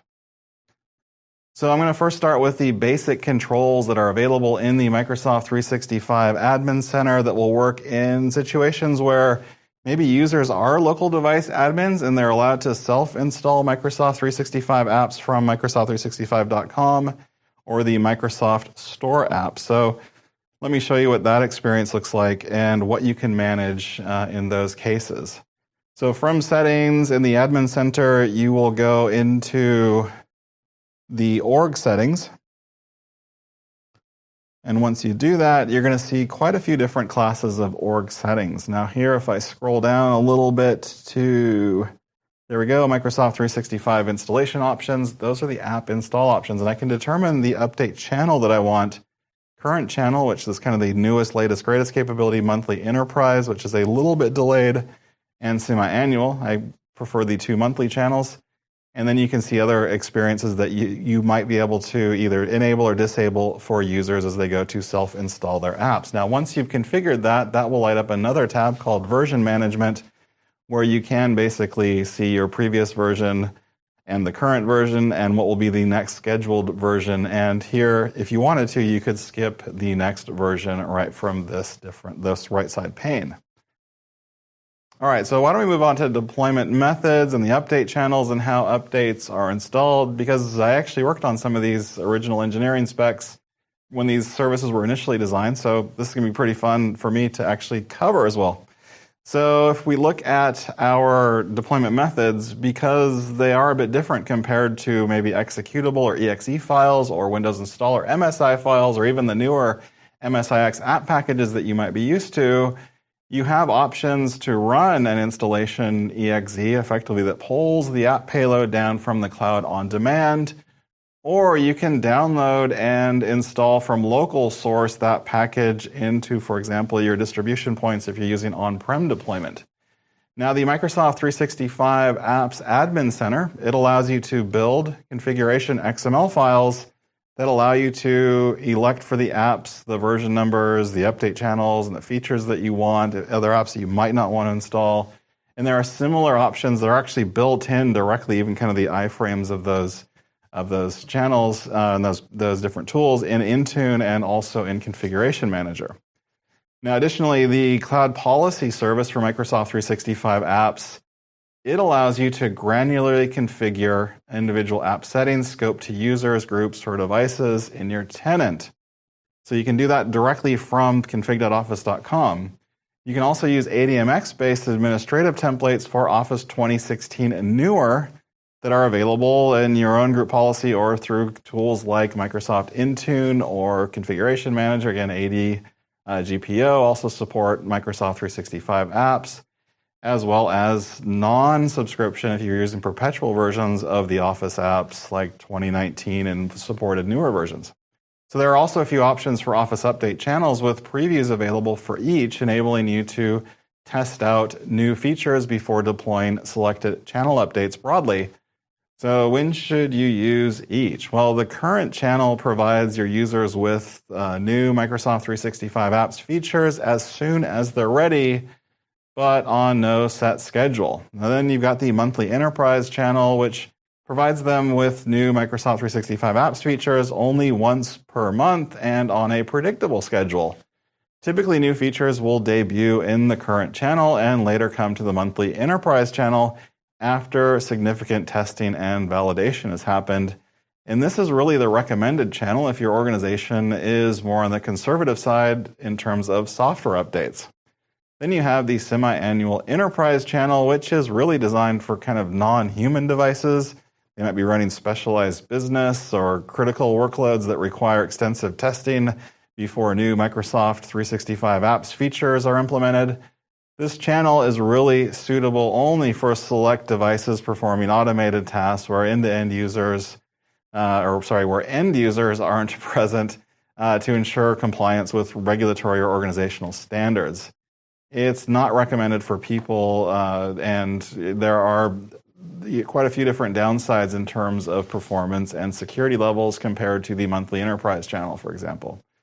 Now, the update process itself is based on scheduled tasks. On the schedule, the service will check for updates. Then it will download and stage that update package in the background until the download is complete and ready to apply the update.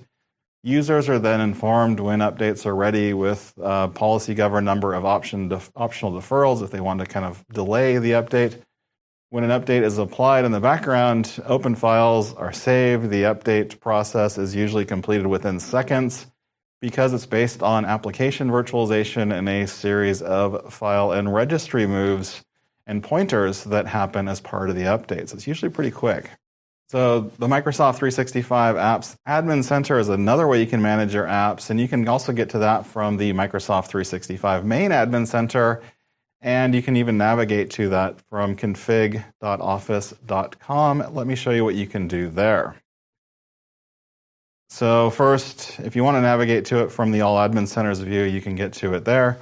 Now, when I have that open, there are a couple things like enabling cloud update and Office policies as well as device configurations. Let me go into the policy management engine, and this should look kind of familiar if you've been using things like ADMX-based or backed policies before. So once you go in and you set the basics and scope for the policy, this is where you can see there are 2,241 policies here for my clients and a lot of baselines. Now, baselines are kind of preset by Microsoft as recommended settings. So here you can see I've got a few that are configured for macros, but I'll go ahead and search for macros to narrow my list down to just a handful of different macro-related policies that I can set. And you can see all the different options that I have across the different Microsoft 365 apps. And of course, I can go in and look at which ones have a baseline associated with them. And if I want to, I can go in and edit the policies directly. I might want to manually configure that and enable that. And when I enable that here, it's actually going to block, in our case, macros from running in Access in that context. So these are things that would have been part of the baseline anyway, but then I can actually enforce the block to make sure that I am covered in the apps where I don't want to have macros run in my particular situation. So once you're done and you update the policy and you've got it scoped for the users, then the users that are in scope, next time they connect to the Microsoft 365 service, those policies will be enforced on their devices, kind of like policy management that you're used to.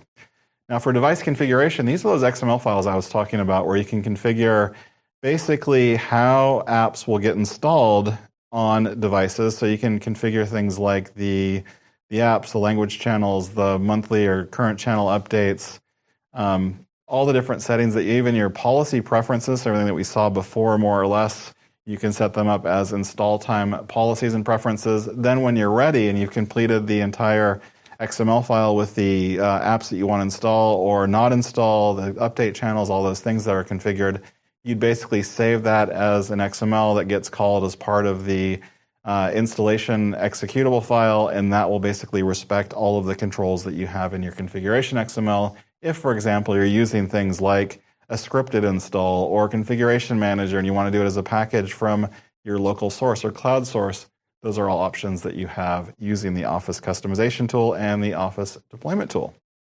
Okay, so now you know the administrative options for Microsoft 365. I couldn't cover every single experience, but you've seen many of the experiences. So of everything that you saw today, which of the admin options were most valuable for you? And what types of devices will you use maybe to access Microsoft 365 services? And do you think you've got the right controls then to manage them? And when you install and configure Microsoft 365 apps or Office right now, were the options that I presented today valuable as part of that? So this is actually going to conclude the second session of our learning about Microsoft 365 administration options. We're going to take another short break, get up and stretch a bit, and we're going to pick up in part 3, where we'll dive a bit deeper on Microsoft Defender security experiences, Microsoft Purview compliance controls, and Microsoft Entra for identity. These are all some of my favorite topics as well, so we'll see you in a minute.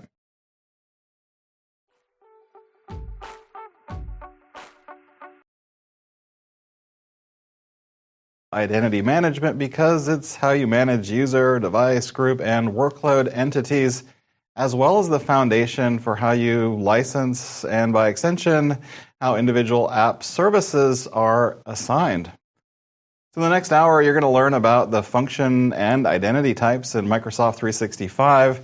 And these all apply to all Microsoft commercial cloud services, including things like Azure, Dynamics 365, Power Platform, and others. And also access management capabilities of Microsoft Entra, which is actually the mechanism and shared service for identity management across all these different services, and how it works with third-party services and even your on-premises resources that you need to securely connect to and authenticate against. And the compliance management side of things and data security. These are capabilities in Microsoft Purview, and we don't want to leave out things like data loss prevention policies and related protections.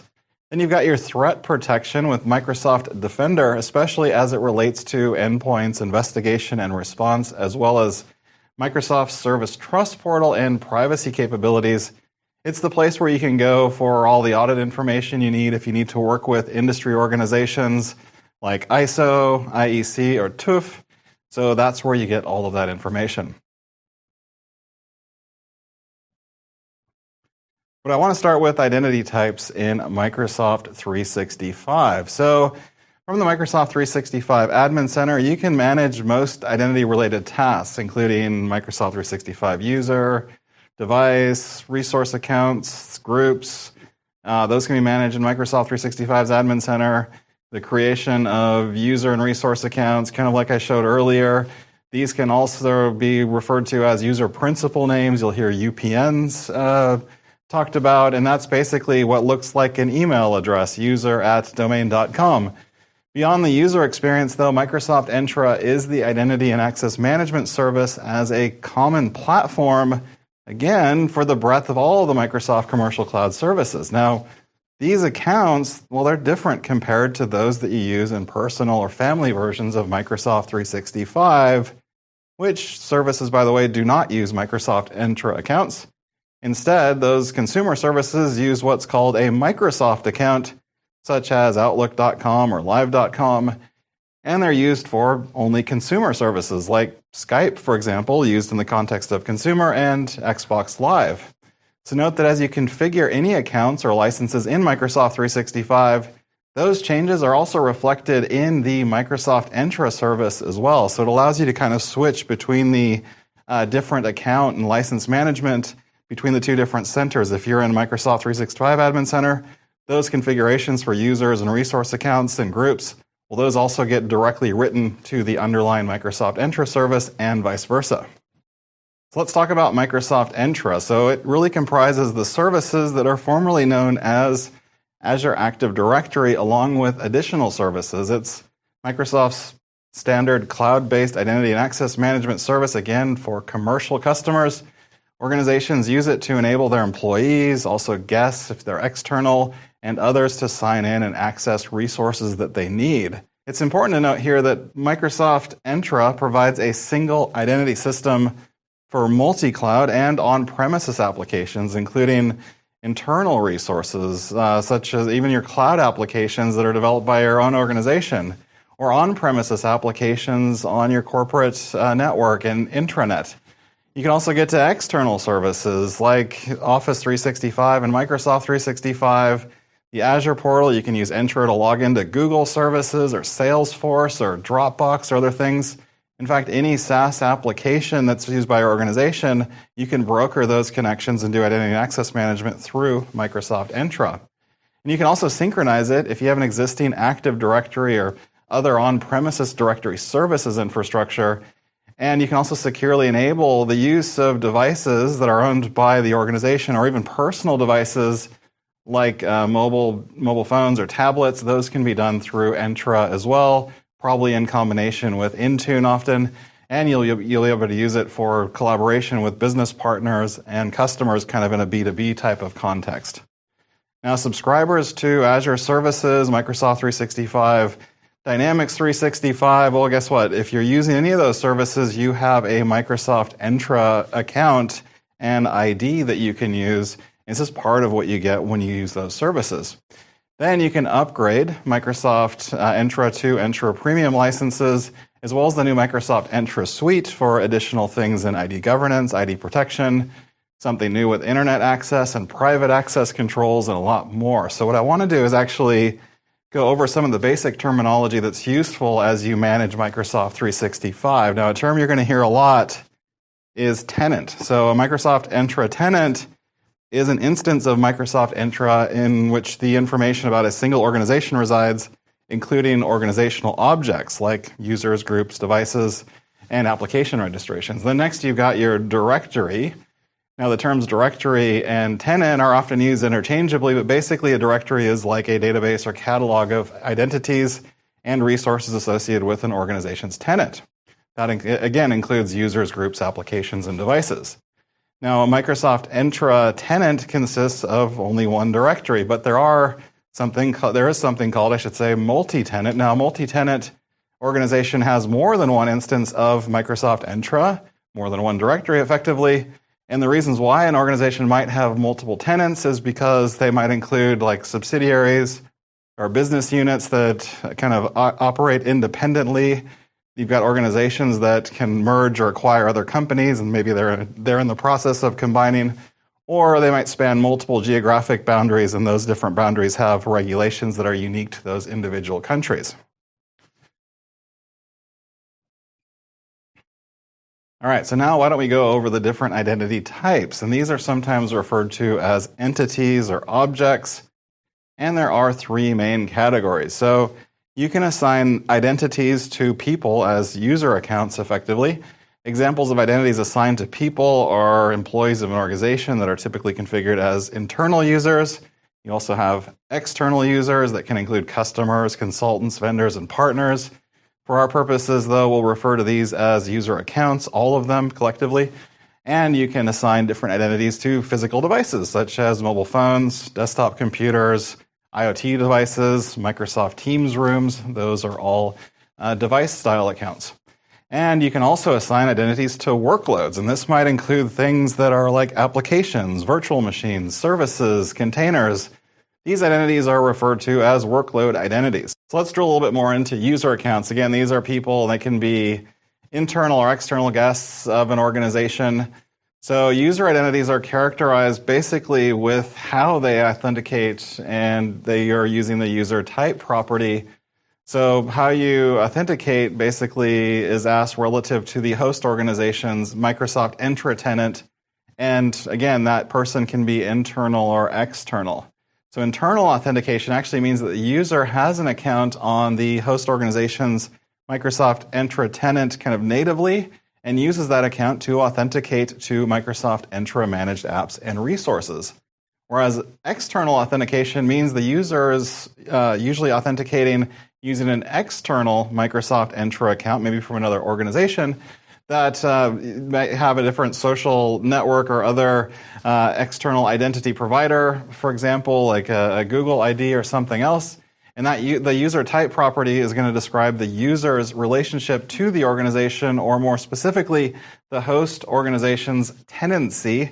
And that user can be a guest or a member of the organization's Microsoft Entra tenant. Now, by default, guests of the organization have limited privileges in the organization's directory. That's kind of true for almost everything relative to members that are kind of natively and belong to that organization. Now, these are often referred to as B2B scenarios. So the next kind of class of different identities are the workload identities. So if you think about workload identities, it's an identity that you assign, as I mentioned, to an app or something that's more software or digital in nature. Now, this enables the app workload to authenticate to and access to other services and resources. Like they can be also known as, you'll see service principals, you'll see managed identities. And a service principal, for example, is an identity that's for an application that delegates its identity and access functions to Microsoft Entra. For service principals to be able to access resources secured by the Microsoft Entra tenant, developers have to manage and protect those credentials. Then you've got managed identities, and managed identities are a type of service principal that are automatically managed in Microsoft Entra, and they eliminate the need for developers to manage credentials. They do provide an identity for applications to use when connecting to Azure resources that support Microsoft Entra-based authentication. And then, again, you've got your device identities that can be like device hardware, mobile devices, laptops, servers, printers, those types of things. Device identities can be set up in different ways in Microsoft Entra, and basically Microsoft Entra registers these as devices. They provide users with support for bring your own device, for example, if you want to have your own phone and bring your own tablet or something to the workplace. In these scenarios, a user can access your organization's resources if you allow it using a personal device. And Microsoft Entra registered devices register to Microsoft Entra without requiring an organizational account to sign into the device. Now, an Entra-joined device is something that you can use through an organizational account, which is then used to sign into the device. And Microsoft Entra-joined devices are generally owned by an organization. They're fully managed by an organization typically. Then you've also got Microsoft Entra hybrid joined devices. Now, these devices are joined to your on-premises Active Directory and Microsoft Entra, and they require an organizational account to sign into the device. So also think about groups. If you have several different identities with the same access needs, you can create what's called a group and use groups to give permissions to all members of the group instead of having to assign access rights individually. With groups, though, it also gets kind of complicated in that there are security groups, and a security group is the most common type of group, and it's used to manage user and device access to shared resources. It's also common to create a security group for a specific security policy, such as self-service password reset, or using it with conditional access policies that require MFA. Now, creating security groups requires a Microsoft Entra ID administrator role, and then you've got something called a Microsoft 365 group. Now, Microsoft 365 group is often it used to be referred to as a distribution group, but the thing that this does is it actually groups users according to their collaboration needs, and it provisions additional services. So you might have group access to a mailbox. You might have a shared calendar or files or SharePoint sites. Services basically part of Microsoft 365. So the members of a Microsoft 365 group, these only include users that can be inside or outside your organization. So the main difference between the Microsoft 365 and the security groups are really that Microsoft 365 groups are intended more or less for collaboration. Their default is basically to allow to create, Microsoft 365 groups as a user. You can do this, so you don't need an administrator role. Whereas security groups, they should be created by an admin who's an identity admin in order to create them. Because Microsoft 365 groups are intended for collaboration, only users are allowed, whereas security groups also not only allows users, but also devices and other entities into that group type.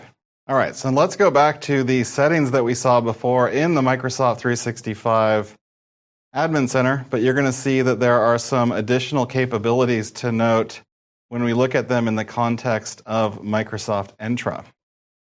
So here you can see I'm in Entra Admin Center. I can see my tenant ID, which is also very important to use often. Now, if I go into all users, you're not going to notice different groupings for resources and other things like we had in the M365 Admin Center. But here, for example, I'll click into Megan Bowen. There are a lot more different tabs and kind of controls open to you through the Entra portal because it's got a lot more fidelity in terms of what you can do to manage the user. Also, you've got things like password reset and revoking sessions. If I look down the left navigation, I can do audit logs, which basically shows all the different activities from that given user account. In this case, I'm actually logged in as Megan. I can see all the sign-in activities for that account right there, and I can do things like diagnose and solve problems for that account. So it gives additional things that that user basically has done, and also affiliations with groups. There are licenses like we saw in the Microsoft 365 Admin Center. You can do the licensing from the Microsoft Entra Admin Center as well. So all of these things, like you saw in the other portal, are here, but you've got more things that you can do through Entra because it's kind of the source. We go into groups. We can see all of our different groups that we saw previously in the last session with the Microsoft 365 Admin Center. In fact, if I click into marketing, you'll actually see the exact same members that we saw before as well. And I can, set owners, and I can do the things around group management for the group. This is a kind of a manually created group, but you can also do what's called a dynamic group if you want to, that basically creates groups based on attributes, for example, their department or their location. And you can do that for devices and for users because it is a security group, going back to our previous conversation. So here you can see this is in a Microsoft 365 group. That means that it's provisioned out things like a SharePoint site and other shared collaboration assets, and it could have been created either by an admin or a user. So that's the difference, again, between those two different group types. In this case, I'm going to actually switch tenants to another with some applications and devices provisioned. And so I'm going to show you what that looks like once you've got a few apps there with the different device type, as we mentioned, the managed identity. So here I can see I've got several different applications already provisioned. All of these, and you can see third-party, Box and Splunk and various other things that are in this list. Again, all of these things you can use your Microsoft Entra account to securely authenticate into these different services. So that you don't have to manage multiple login credentials, multiple passwords as a user. It's seamless. And if you go into any of the different apps, and here I'm going into an internal line of business app, these apps can be running on premises or they can be running in the cloud on your behalf. And you can go in and see, for example, who's assigned to each app. And the nice thing as you're seeing with the Entra Admin Center in general, is it's always showing these kind of cross mappings, who's a member of a group. What groups are any users members of. So you get that information. It's a little bit easier to find some of those things compared to using the Microsoft 365 Admin Center.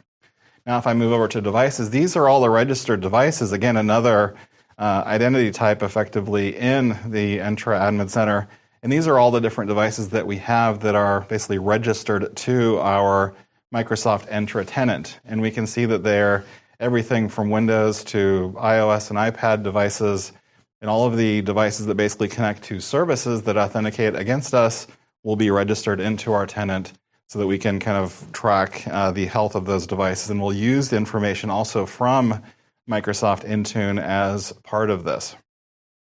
Okay, so we've seen all the different account types for users, devices, and managed identities. So another important aspect of this is conditional access and how Microsoft Entra roles and role-based access controls help you to manage and control access to apps and services.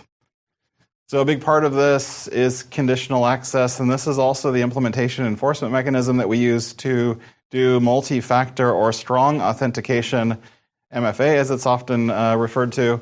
Now, so conditional access is implemented through different policies that are centered and managed in Microsoft Entra as part of ID protection. And conditional access policies can basically analyze signals that come in, like who's the user, where are they logging in from, what device platform are they using, what application are they using, what's the risk level of that user or that sign-in, and now even we can take insider risks signal from Microsoft Purview to automate decisions around authorizing access to managed apps and data. It will basically look for anomalies, and if something doesn't feel right, it can either block or basically rearm access if need be. Now, conditional access is kind of operating like an if-then statement. So, for example, a conditional access policy might state that if a user belongs to a certain group, then they need to provide multi-factor authentication to sign into an application maybe every time they sign into it. Conversely, if the user is logging in, let's say for the first time from an untrusted network, the sign-in attempt might be blocked or require re-authentication kind of to rearm that activation using multi-factor or strong authentication to prove that the user is who they claim to be. And that's really the important part here with conditional access.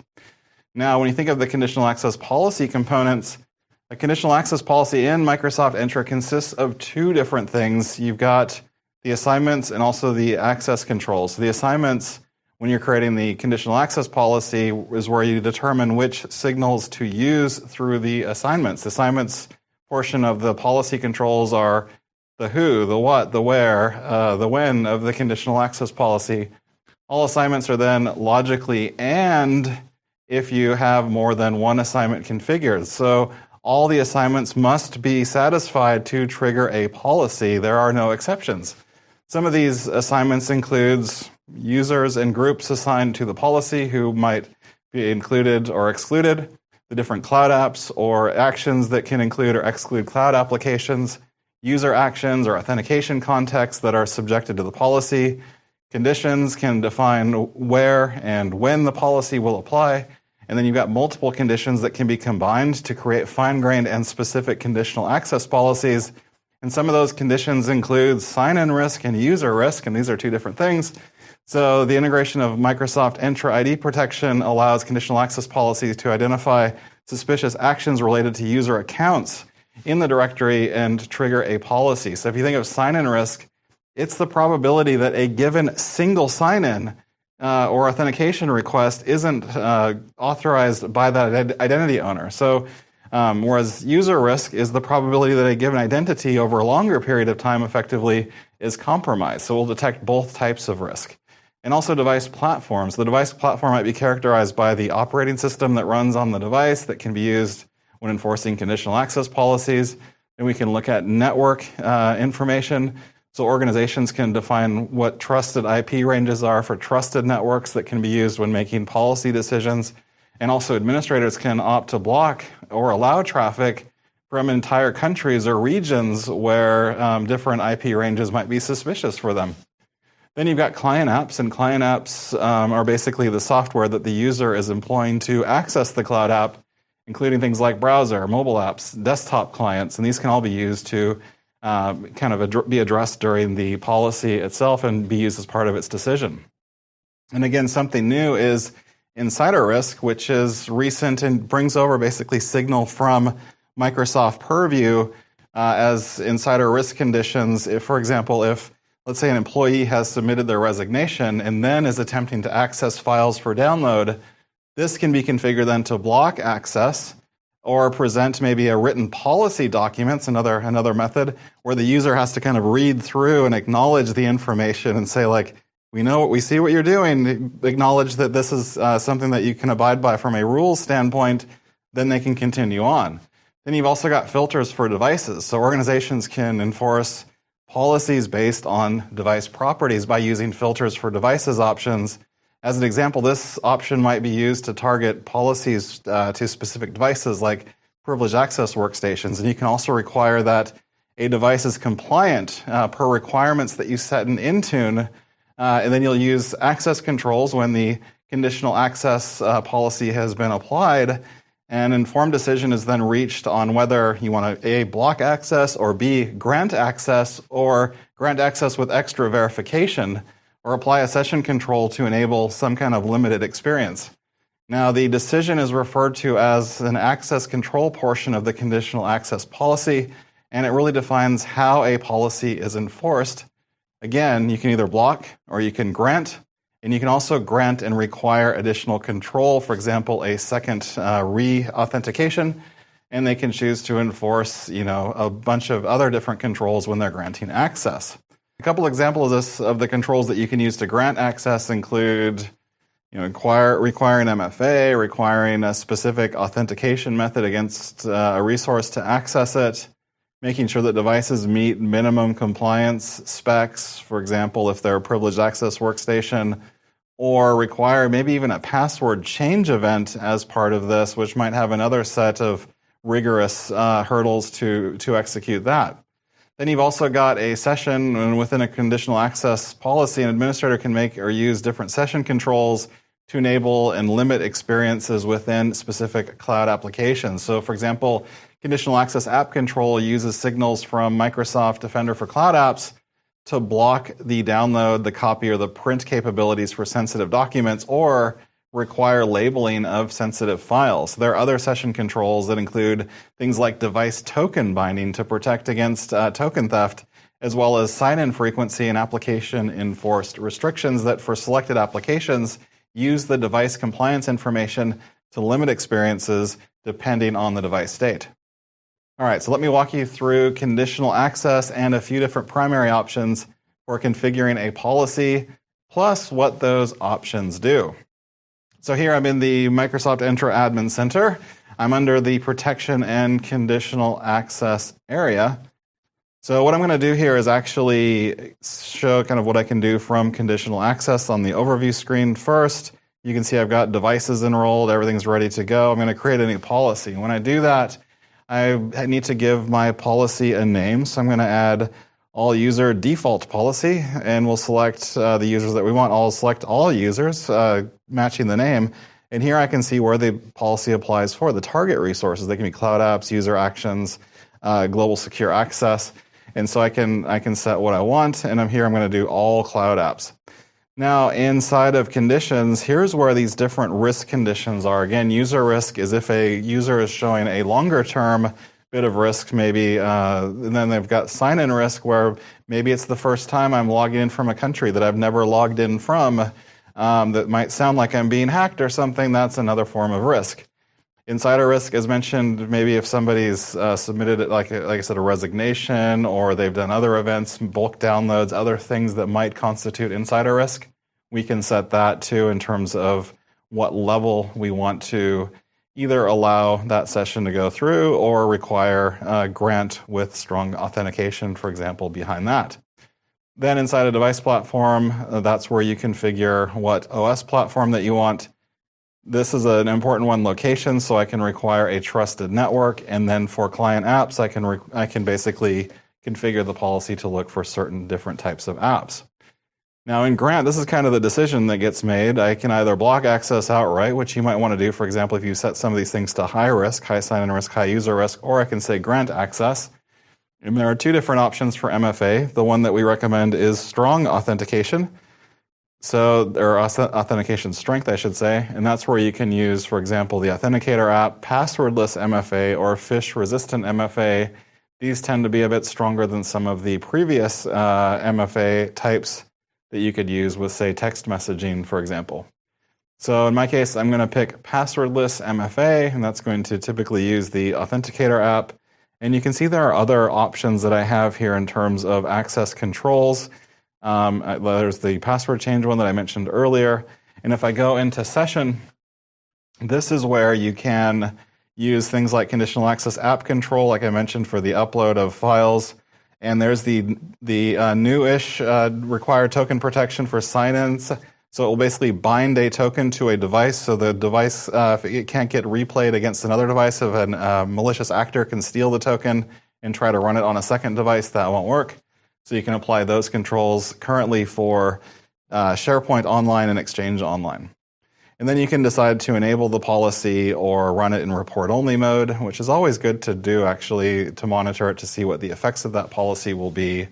and you now have your conditional access policy set up that will basically work, like this if this then that statement against the next time a user tries to access resources in scope for that policy. So now why don't we go over the basics of roles. So Microsoft Entra roles really control the permissions to manage Microsoft Entra resources. So for example, allowing user accounts to be created or billing information to be viewed. Now, Microsoft Entra supports built-in and also custom roles, and it goes without saying that these roles especially should have strong authentication enabled with MFA. Also, any account supporting MFA should be used to block the majority of identity-based attacks because MFA is a pretty strong control that you would incorporate. So I encourage everyone watching, if you don't have MFA running, get that running. So now when we go back to roles. So first, built-in roles. Now a few of the most common built-in roles, global administrator, which you should not have too many of. You've got user administrators, for example, to do user accounts, and billing administrators that you're going to do for billing. Now there are many pre-built or built-in roles for different areas of responsibility. And all built-in roles are really pre-configured bundles of permissions that are designed to do those specific role-based tasks. Also, you can create custom roles. Now, although there are so many built-in roles, I think there are more than 100 of them in Microsoft Entra, custom roles then give additional flexibility when you want to grant access. So granting permission using custom Microsoft Entra roles is basically a two-step process. You create a custom role definition that consists of a collection of permissions that you want to add from a preset list, and these permissions are then the same ones that are used for the built-in roles that we have. Then you'll assign it to a user by creating a role assignment. Now, a role assignment grants that user the permissions in a role definition at a specified scope. Now, a custom role can be assigned at an organization-wide scope, meaning that the role member has role permissions over all resources in the organization. A custom role can also be assigned at an object scope, a smaller scope. An example of this object scope might be a single application. So unlike built-in roles, which are assigned at the tenant level and are basically pre-configured bundles of permissions designed for specific tasks, those custom roles can be assigned at the resource level, like a single application, and allow permissions to be added as a custom role definition. Now, Microsoft Entra role-based access control is used for managing access using roles. It's known as RBAC to some. Now, Microsoft Entra has built-in and custom roles that are basically part of RBAC in the Microsoft Entra roles control access process, and also to grant access to Microsoft Entra resources. Now, you can only grant the access that users, you should be only granting access to users for what they need. We call this process just enough access, or basically doing something that's more aligned with least privilege or zero trust. It's really a best practice and more secure just to grant access the least amount of privilege to get their work done. And it means that if someone mostly manages users, they might just have a user administrator role, not a global administrator role. This also mitigates the risk of a user account maybe getting compromised and a hacker basically locking you out of your account. Now, by assigning least privileged, you limit the damage that could be done from that compromised account, and there are also just-in-time options that allow administrators to have a time-limited bit of access and request that only when needed, so you don't have any standing permissions. So if you combine this with conditional access, you can limit standing permissions for those highly valuable privileged accounts. Now, the categories of Microsoft Entra roles make it really convenient then to manage identity across Microsoft 365 services, and Microsoft Entra has some specific service-specific built-in roles, and each of which grants administrative access to Microsoft 365 services. It means that Microsoft Entra has built-in roles that differ where they can be used, and there's some different broader categories, like specific roles that grant permissions to manage resources within Microsoft Entra only. For example, user administrator or application administrator or group administrator, they all grant permissions just to manage resources that are kind of native to Microsoft Entra. Then you have service-specific roles. So if we look at the Microsoft 365 services, you might think of things like, for example, the Entra role that's built in for Exchange Administrator. And beyond Exchange Administrator, there are things like the Intune Administrator or the SharePoint Administrator and the Teams Administrator. We saw the SharePoint one earlier. And these roles can basically manage the features within those different respective services. Then you have kind of cross-service roles, and there are some examples of roles in Microsoft Entra that span different services. So for example, if you look at security-related roles, you have a security administrator that can grant access across multiple security services within Microsoft 365. And similarly, a compliance administrator might be able to manage compliance-related settings in the Microsoft Purview Compliance Portal, as well as Exchange and so on. So the difference between Microsoft Entra RBAC, and there's also a mechanism to do Azure RBAC, is although the concept of RBAC is the same and kind of applies to both services, what they control is different. So Microsoft Entra RBAC is basically looking at the roles that control access to Entra resources that are protected by Entra, whereas Azure RBAC is kind of the roles that can access certain Azure resources like a virtual machine or a storage account or a database or other things that can be kind of wielded via the Azure Resource Management controls. All right, so why don't we take a look at the available role types and your controls in Microsoft Entra. And I'm going to focus those to those closest related to Microsoft 365 for this. So here I'm in Microsoft Entra's Admin Center under Identity, Roles, and Admins, and you can see the different role names and descriptions as well as clear markers for which roles are privileged and should be protected, and the type, and also which are built-in or custom on the right-hand side column. So here we can see there are more than 100 different roles that are built in. Now, if I wanted to assign someone a role, in my case, you know, I can do that if I want to. Let's say I'll go back up, and maybe I want to assign someone a role like a SharePoint administrator role. So why don't we try that? So I'll search for SharePoint here. Because there are so many roles, it's always good to use search, and I'll select SharePoint administrator. So I almost assigned that role to myself earlier, as you remember. And I'll go ahead and pick Adele Vance because she is an amazing SharePoint administrator that needs access to those services. And once I do that, now Adele only has access to administer SharePoint. She can't do anything else, but basically that gives the permissions that are needed to do, you know, things like the site controls and other things that we saw earlier from the SharePoint Admin Center. So we have those controls. Now, why don't we move on then to information protection and compliance beyond what we can do in Microsoft Entra. As we talked about identities, a lot of the things that you're going to want to do here is around securing data, and it goes way beyond kind of the things that you might associate with normal legal compliance or regulatory compliance. These are going to be controls that you use to protect your information, secure your information, govern your information, whether you're doing kind of compliance-related work or not. So the Microsoft Entra portal, well, this is your one-stop shop for access to data and also the tools that you need to manage data security. You also manage governance and compliance from there. So this includes things like file and data classification using labels to discover and protect sensitive information. Then you've got policy enforcement for data security, governance, and compliance, which is often linked to data classification. Then you have data loss prevention to proactively protect files and data from accidental or intentional data loss.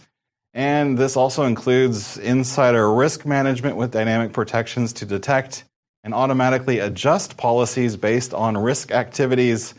I've already mentioned this now a couple of times, but like submitting a resignation, I'll say it again. So then you've got the AI Hub for visibility and control of generative AI. Now this includes both Microsoft Copilot solutions as well as non-Microsoft AI sites and services, and helps you monitor that basically protected or sensitive information is not being shared, or if it is being shared, you'll see it with unsanctioned, and they're often free consumer-grade AI tools. Then you've got eDiscovery for case management, search, and in-place holds, as well as overall compliance and posture management. And there's even more there that I probably won't have time to get to all of it today. So the big question is, where do you start? So if you think about Purview Compliance Manager, It helps you in your organization's compliance and gets it all into one place. But Compliance Manager can also help you in the entire compliance journey, everything that you're doing from taking inventory of your data for data protection risks and making sure you know your data and where the sensitive information is, to managing the complexities of implementing the right controls and staying current with all your regulations and reporting that you need to for any auditors in your industry or region. So you have Compliance Manager, and it helps basically simplify compliance. And it also has a compliance score, which is a calculation that helps you understand overall compliance and the posture of your organization. But it also does a bit more, as I'll show you in a second. So here you can basically work through step-by-step improvement actions that you can take for the most common things being, for example, protection and governance, as well as controls that you'll need to put in place, which basically link back to Microsoft Entra and also to things like device management and back to even Microsoft Intune and threat protection, which we're going to cover next with Microsoft Defender, and also things like insider risk and privacy, and now, as I mentioned, AI security with the AI Hub. And you can also use it to meet regulations and standards relevant to your organization. Of course, there is that compliance aspect there too. So some actions will also be managed by, or for the organization, I should say, by Microsoft, and admins will get implementation details and audit results for those different actions. There are pre-built assessments, basically they're already based on common regional and industry regulations and standards, and admins can also use custom assessments to help with compliance needs that are unique to their organization. You've also got workflow capabilities that enable different admins to effectively complete risk assessments for their organization. In fact, why don't we take a look at Microsoft Purview in that portal, and I'll demonstrate some of the most common capabilities. So I'll start on the home screen of Microsoft Purview, and I'll just show a few of the core controls that you'll likely use most of the time with Microsoft 365. So here across the home screen, I can see some of the main controls for information protection, data loss prevention, risk management, and the AI Hub. I can see Know Your Data, where we're already finding basically sensitive information types in the tenant. And I can see my compliance posture score and the posture breakdown, whether it's data protection related or Microsoft 365 related. Now, the compliance score actually has a lot of useful information in it. You can see I'm at about 51%, but that's probably mainly because of a lot of the Microsoft controls that are there, because it is a shared responsibility between things that you do as the tenant and things that Microsoft does on your behalf that we'll talk about when we get to the Service Trust portal. Now, the compliance score breakdown, we can see here that we've got quite a few points that are part of the protect information, quite a few that are part of managing devices, and quite a few that are part of the compliance. That's why it's 97%, because a lot of those controls are things that are kind of shared responsibilities that you might have covered by your service provider, in this case, Microsoft. So I'm going to go in and look at my improvement actions, and here you can see the types of things like control unmanaged device access, configure labeling, data classifications, those types of things. You can see a lot of it's related to labeling and kind of applying the right classifications and controls based on sensitive information. So if I click into one, it actually gives me all of the information of what I need to do to enable this, this recommendation and this action. So here I'm going to go over to information protection. And here you can see that I've got 4 different labels already set up. Now if I click into highly confidential, you can see that this is a control that's only intended for a few different groups, and I can go and edit the label if I want to. You saw maybe briefly it's got watermarking and other things there, but if I go and edit the label, you can see the types of items that are in scope. So I've got files and emails, and I can also do schematized data now for things that are in Fabric and Azure SQL, for example, even in third-party services like AWS. And so I can also use this to control access if I want to for the different resources that are part of the sensitivity label if it gets discovered. And I can go into content marking. So if I find that information, I can put a watermark, for example, on a Word doc right in the middle diagonally in red that says this is confidential. And if I want to, I can even take the next step to apply automatic labeling and protections to files that are detected to meet these different conditions. So Basically, what we're doing here is we're assigning the sensitivity label type, and we can, for example, use auto labeling if, for example, credit cards or different sensitive information types or document classification types are found in that document or in that file. So labels can be added to information, which can then use controls to limit access to the right people. And even if labels are not applied or properly applied, you can use data loss prevention policies to inform users of risk and also protect the information automatically. So why don't we take a look at a DLP policy?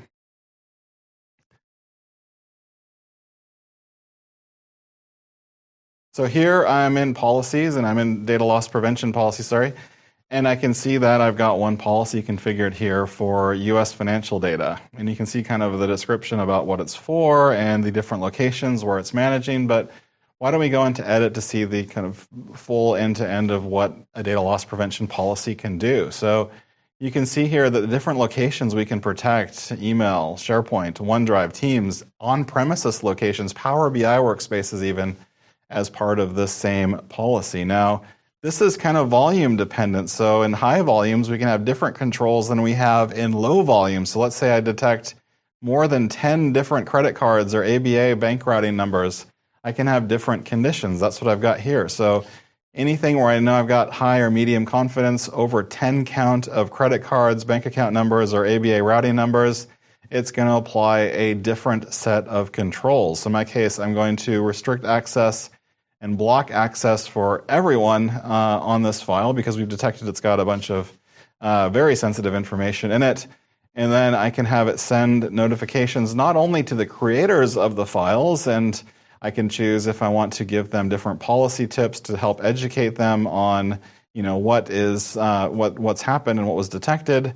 Here I can write text maybe that Contoso has discovered sensitive information in this file, to talk to this person or go to the site. You can do that through some of the policy tips. Now, you can also do email incident reports to other individuals. So, for example, I've got it going to site admin, but let's say if I want to send a report, because it is more than 10 credit card numbers, for example, I might want to have this sent to me. Remember, I'm logged in as Megan, to make sure that not only the site admin, but also I am informed by any big potential breach of information where I've got more than 10 credit cards or bank account numbers in that file.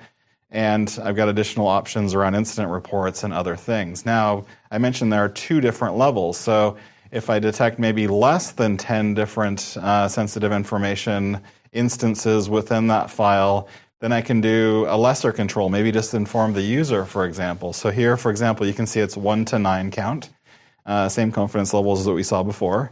And now with that, what I can do is basically just inform the user and make sure that they are informed that content has been discovered with sensitive information, maybe lock it down to that user, but not necessarily fire off an email to the site admin or myself.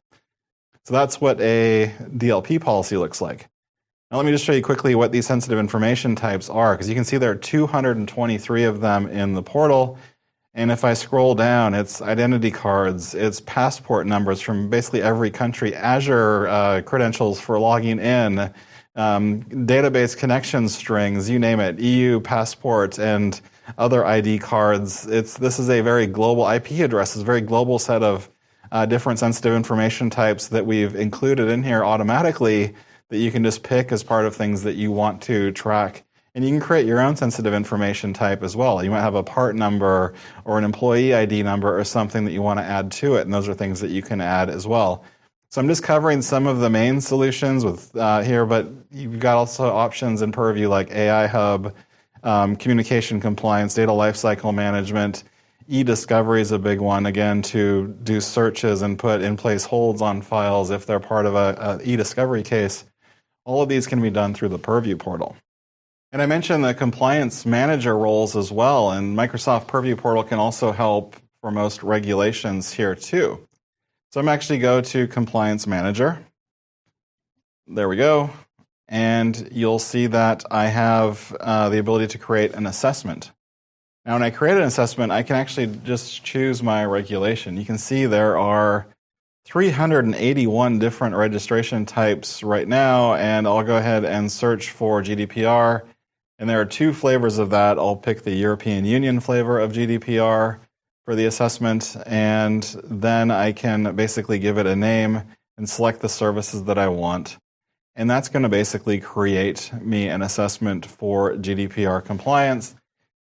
And it basically takes all the different common control sets that you have that are basically global, and it maps the right controls based on that regulation with the hundreds or thousands of different controls that you can implement in your tenant. And some of those controls are going to be, again, things that you manage as a tenant owner, a customer effectively, and some things that Microsoft manages as the service provider. So if I go into the controller and processor, you can actually see the story of who is providing which level of controls for each of these and kind of the points values for each and what controls you can implement. So all of that is part of the process. And you can see there's both your improvement actions and Microsoft actions. So if you go into your improvement actions, you can see all the different types of controls that you might want to implement.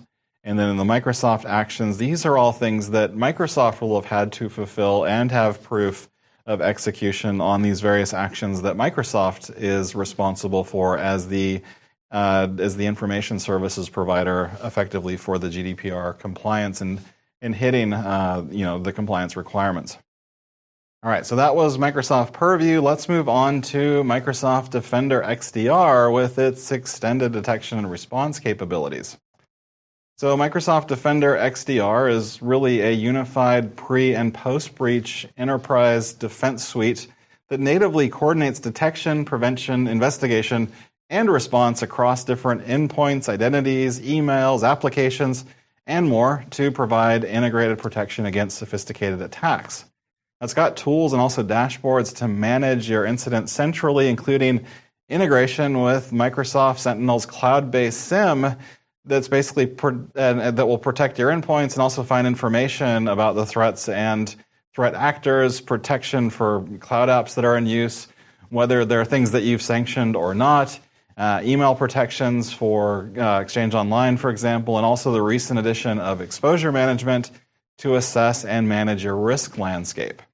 So if you're new to security and want a good place to start, well, the good news is we've actually prioritized and ranked all the top security recommendations, which can be used as the basis for improving your security posture in basically any organization. So Microsoft Secure Score is a representation then of all your organization's security posture. It's measuring all these things live, by the way, and how you can basically put controls in place to improve your security posture. So we have a pre-built assessment that's based on weighted controls, and it basically recommends actions that are informed. Again, this is all live data using your actual settings to get the highest impact and based on what you actually own and can do yourself. And there are also guidance and direct links to address the recommendations, sometimes deep links right into those controls. And there are controls to track the status and action plans for each recommendation. And we have built-in controls and reports to track progress and trends over time so you can see how you're doing if you're trending upward or downward. So why don't I go ahead and show you what you can use with Secure Score to basically find and implement the right protections for your own organization. So here you can get to Microsoft Defender XDR by going to defender.microsoft.com. And as mentioned, it's home to all the capabilities for incident management, hunting, threat intelligence, exposure management, and many of the tasks that you'll perform in a security operations organization. Secure Score is a good place to start really for hardening your security. So what I'll do is show you kind of what's here, how you can get to it. So you can see I've already got a Secure Score assessment. I haven't even done anything. I've already got a Secure Score assessment in terms of the different actions I need to put in place and the different recommendations that I have here. I'll just go ahead and widen out this column so I can read everything, but you can see always multi-factor authentication, especially for privileged accounts, is the highest thing to implement, and I've got some work to do. And if I look down, I can see MFA for users, other domain protections, et cetera, et cetera. So I want to go into multi-factor authentication and enable that for especially my administrative roles. It's listing out like the keys to my kingdom, the global administrator, authentication administrator. These are all very important roles to do. So when I click that, I can actually go straight in deep link to take action right into the Entra portal in terms of taking action against that recommendation from Secure Score. So basically, you'd work down this list and kind of track your progress along the way. As you make more and more progress, then the nice thing is you can kind of see what the status is of each. You can, for example, and I'm going to sort this just to show the actions that I have taken. Some of these I did myself, and some of these were part of my tenant as it was provisioned, but you can see I've already completed a few of the actions there. Now I can see my history. It looks like, because I configured a few things, I jumped up a little bit in Score recently, but you can see the trends over time in terms of what's been done, and you can also measure metrics and trends over time of the Secure Score, and also organizations similar in size to yours to see like how you fare versus comparable organizations out there, so you can kind of track metrics and trends over time, and how you're doing kind of versus your competition or other similar orgs. So then you got Microsoft Defender for Endpoint, and that's kind of where the current Defender story began. And I'm going to explain a few parallels to what I just showed and explained about Microsoft Defender XDR, which, as you saw, really expands your controls way beyond endpoints. So if we drill into endpoints themselves, Microsoft Defender for Endpoint, it really helps protect your managed cross-platform laptops, phones, tablets, PCs, even access points, routers, and firewalls. And it does this by preventing, detecting, investigating, and responding to advanced threats. So it's using basically endpoint behavioral sensors that are already built into things like Windows 10 and Windows 11 that will collect and process signals from the operating system. Then you've got cloud security analytics to translate those behavioral signals into insights and detections and recommend responses to advanced threats. And then you've got threat intelligence, which enables Defender for Endpoint to identify attacker tools, techniques, and procedures, also known as TTPs, and generate alerts when they're observed and collected in that sensor data. Now we've got built-in vulnerability management capabilities that I'll show in a second that use a risk-based approach for discovery, assessment, prioritization, and remediation of endpoint vulnerabilities and misconfigurations. And now we also do attack surface reduction, which provides a kind of first line of defense by ensuring that configuration settings are properly set to exploit mitigation techniques and also applied to resist attacks and exploitation by malicious actors. These include things like network and web protection to prevent access to malicious IP addresses or domains and URLs. Then you've got next-gen antivirus or AV that includes behavior-based heuristics and real-time antivirus protection, as well as cloud-delivered protection, which includes near-instant detection and blocking of new and emerging threats.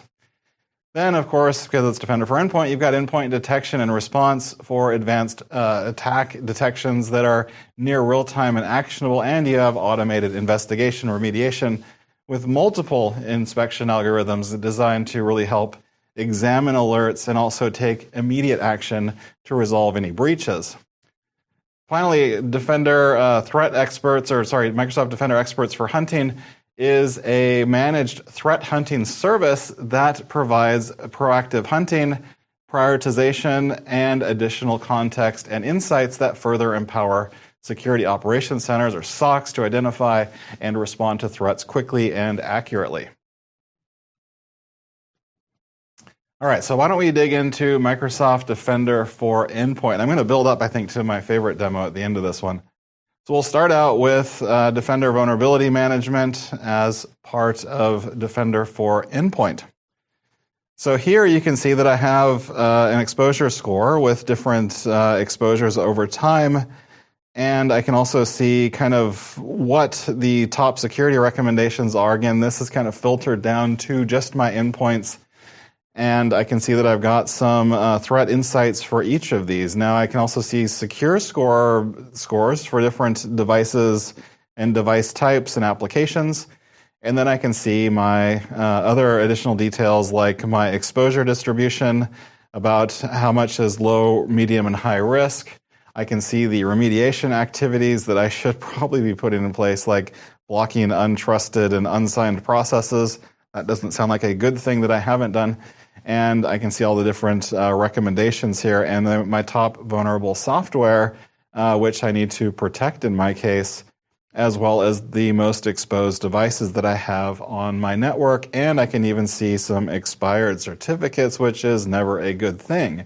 So I've got all this information here in one place on the dashboard as part of vulnerability management. Let's go into the remediation activities here. So you can see it's actually listed out a top 5 list for me to do things like block unsigned processes from running over USB, which is always great in terms of like candy drop USBs if they've got bad or untrusted unsigned processes that can run from them, and also block Office applications from creating or spawning child processes, which are controls that I can implement to prevent that from happening. So it gives me all the details for the things that it recommends that I do, and it gives me the means for actually where I would implement that change and put the remediation into effect as well, with these different links that you'll see in the follow these steps under the description.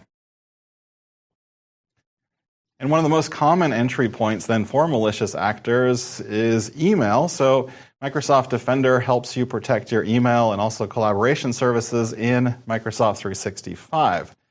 So it's called Microsoft Defender for Office 365, as it's still known, because it provides seamless integration with Office 365, but it also works with Microsoft 365, as you can imagine, with that subscription.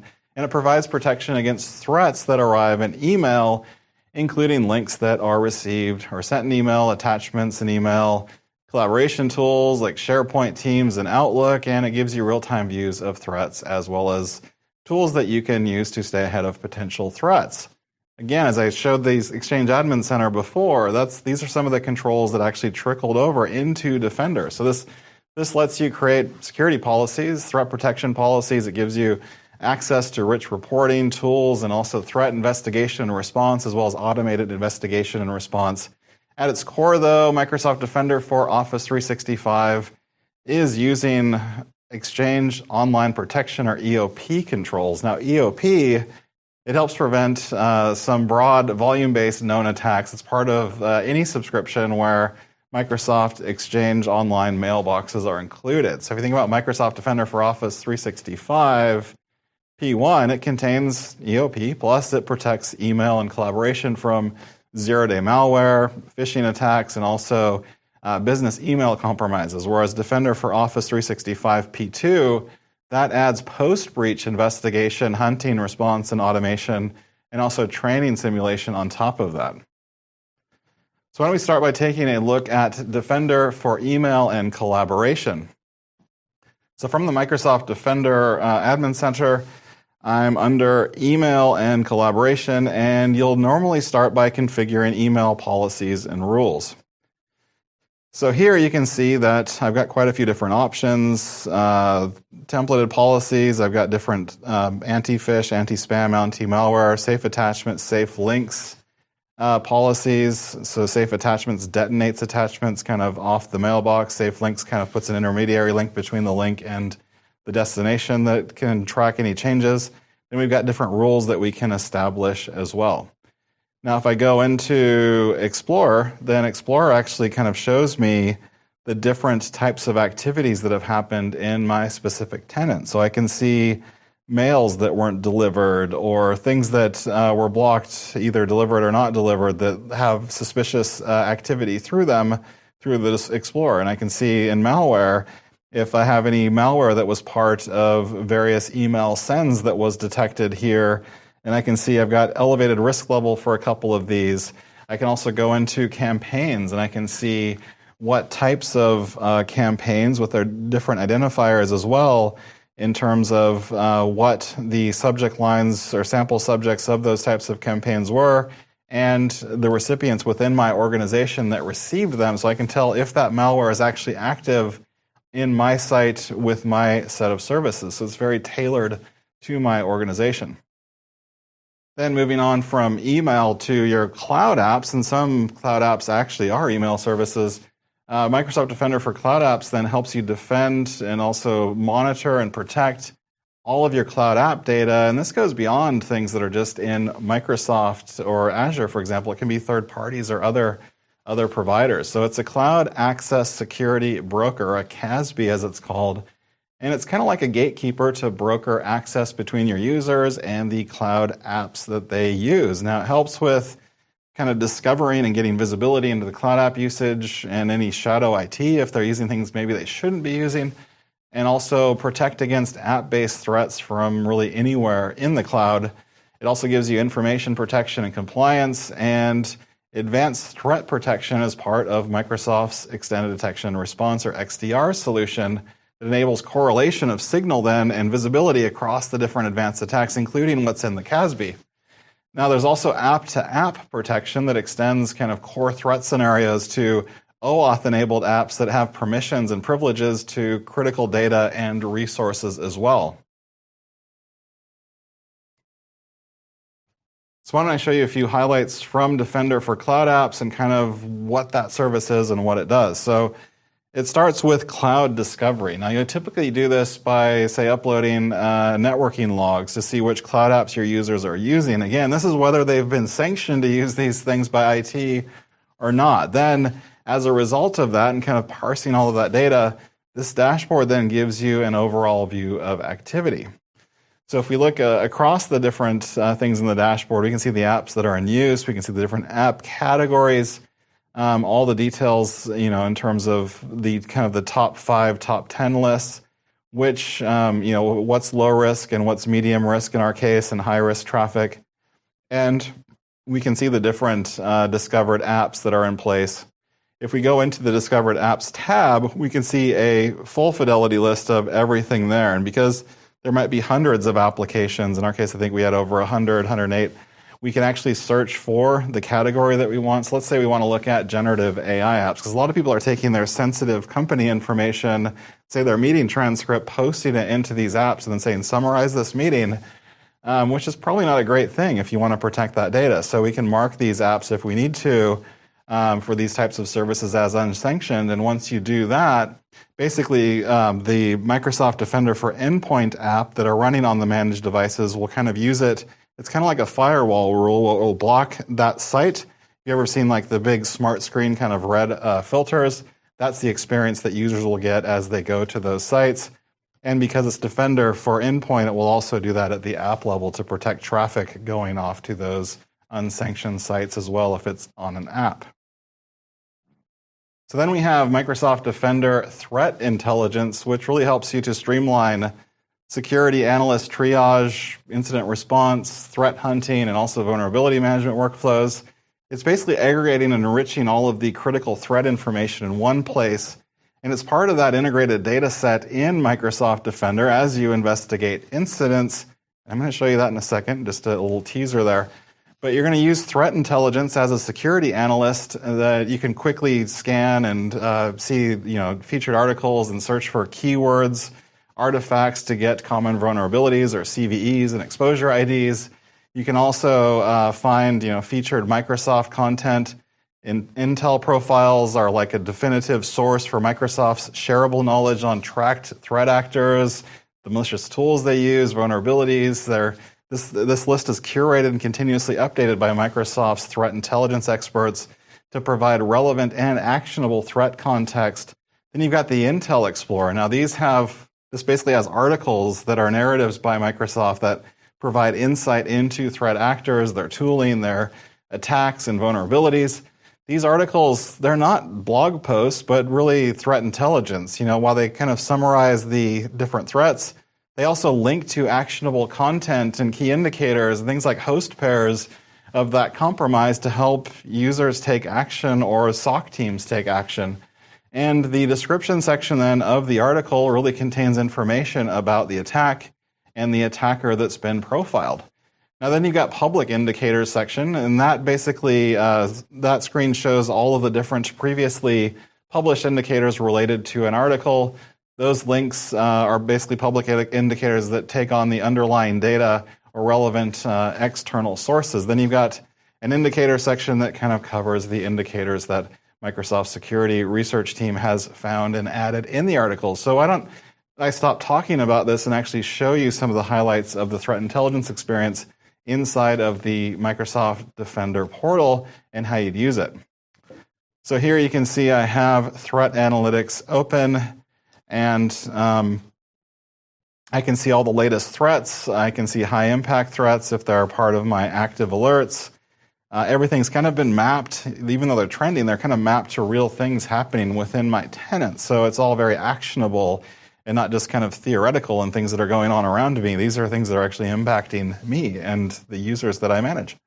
So when I scroll down, I can see all the different threats that are categorized here, you know, their impact levels, etc. If I go into the Intel profiles, one of my favorite views, where I can see all the different threat actors, the countries that they're from. We've renamed them all fairly recently, so we've basically we've shown kind of what their main type of infrastructure and different services they try to attack are.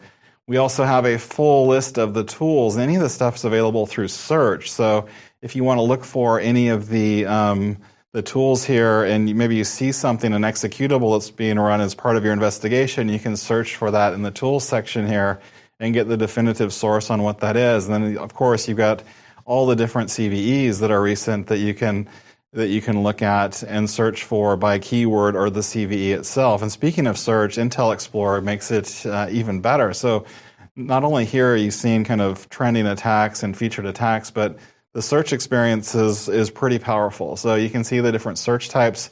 I can search by tag and component. I have also, if I do who is, you can see all the different heuristics there around email organization, the certificate serial numbers.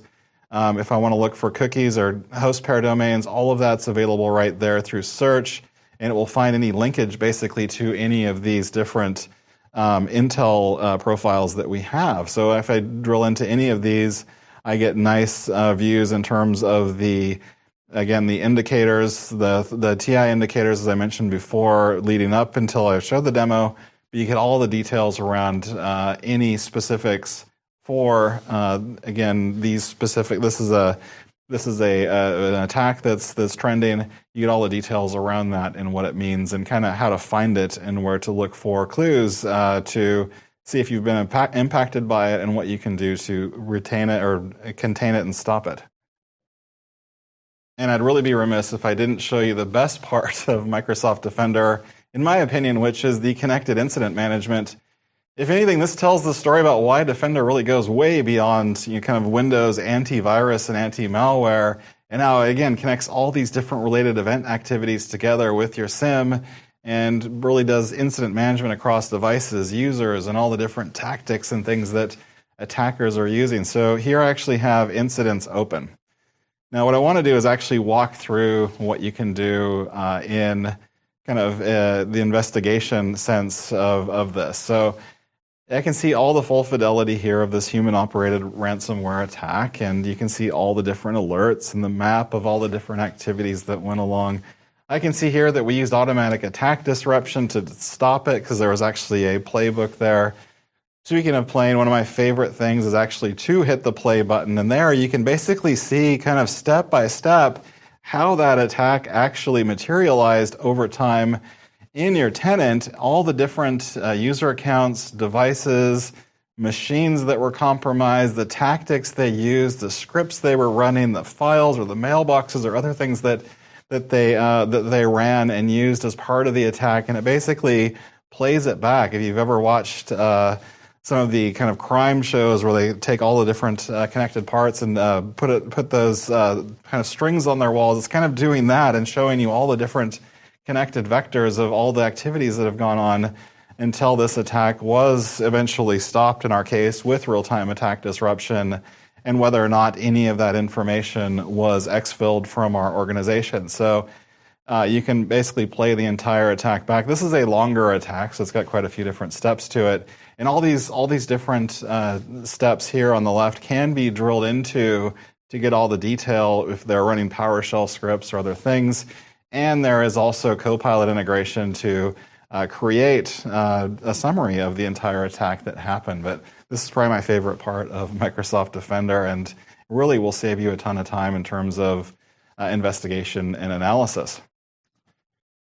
So now that we've seen kind of the tools that you can do with Entra and Microsoft Purview Portal and all the controls that you have there, as well as Defender in terms of extended detection and response, let's move on to Service Trust and privacy for a deeper look at what Microsoft does to deliver on trust. Now, what I'm going to show you here is the Service Trust Portal, and I'll also show you Microsoft Priva as another way to help with things like data subject rights requests and other actions for privacy.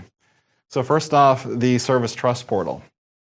Now, the Service Trust Portal is Microsoft's public site for publishing audit reports and other compliance-related information associated with Microsoft's cloud services. So the portal users themselves, you can download audit reports, and these are all produced by external auditors, and you can gain insight from Microsoft's authored white papers as well that provide details on how Microsoft Cloud Services protect your data, how you can manage cloud data security and compliance for your organization. And you can access the Service Trust Portal just by going to servicetrust.microsoft.com. You'll sign in if you want to as a Microsoft Entra account. At that point, you can review and accept Microsoft non-disclosure agreement when you sign in for just the one time. And basically, you'll be able to get to all the contents. And the Service Trust Portal, it includes content that's kind of organized by different categories. You'll see certifications, regulations, and standards, where you can get guidance that maps to those. And you also have reports and white papers and other things that are authored as artifacts. And this section includes kind of general documents that are related to different categories like business continuity and disaster recovery, or penetration testing and security assessments, the attestation of pen tests and security assessments conducted by third parties, also privacy and data protection. And you got FAQ and white papers that answer frequently asked questions. And then you've got a bunch of different industry and regional resources for documents that apply to different industries like financial services or healthcare. So now why don't we take a look at the Service Trust Portal and how you can use it to find and bookmark important information for your services and also regulatory or legal commitments that you may have. So you can get to this by going again to servicetrust.microsoft.com. And kind of the different sections on the homepage that I already mentioned, you can sign in and you'll see that there are certifications, regulations, and standards, the reports, white papers, and artifacts, the industry and regional resources, and resources for your organization if you have specific ones built for your org. So I'll go back to the top. In my case, I actually want to drill into GDPR.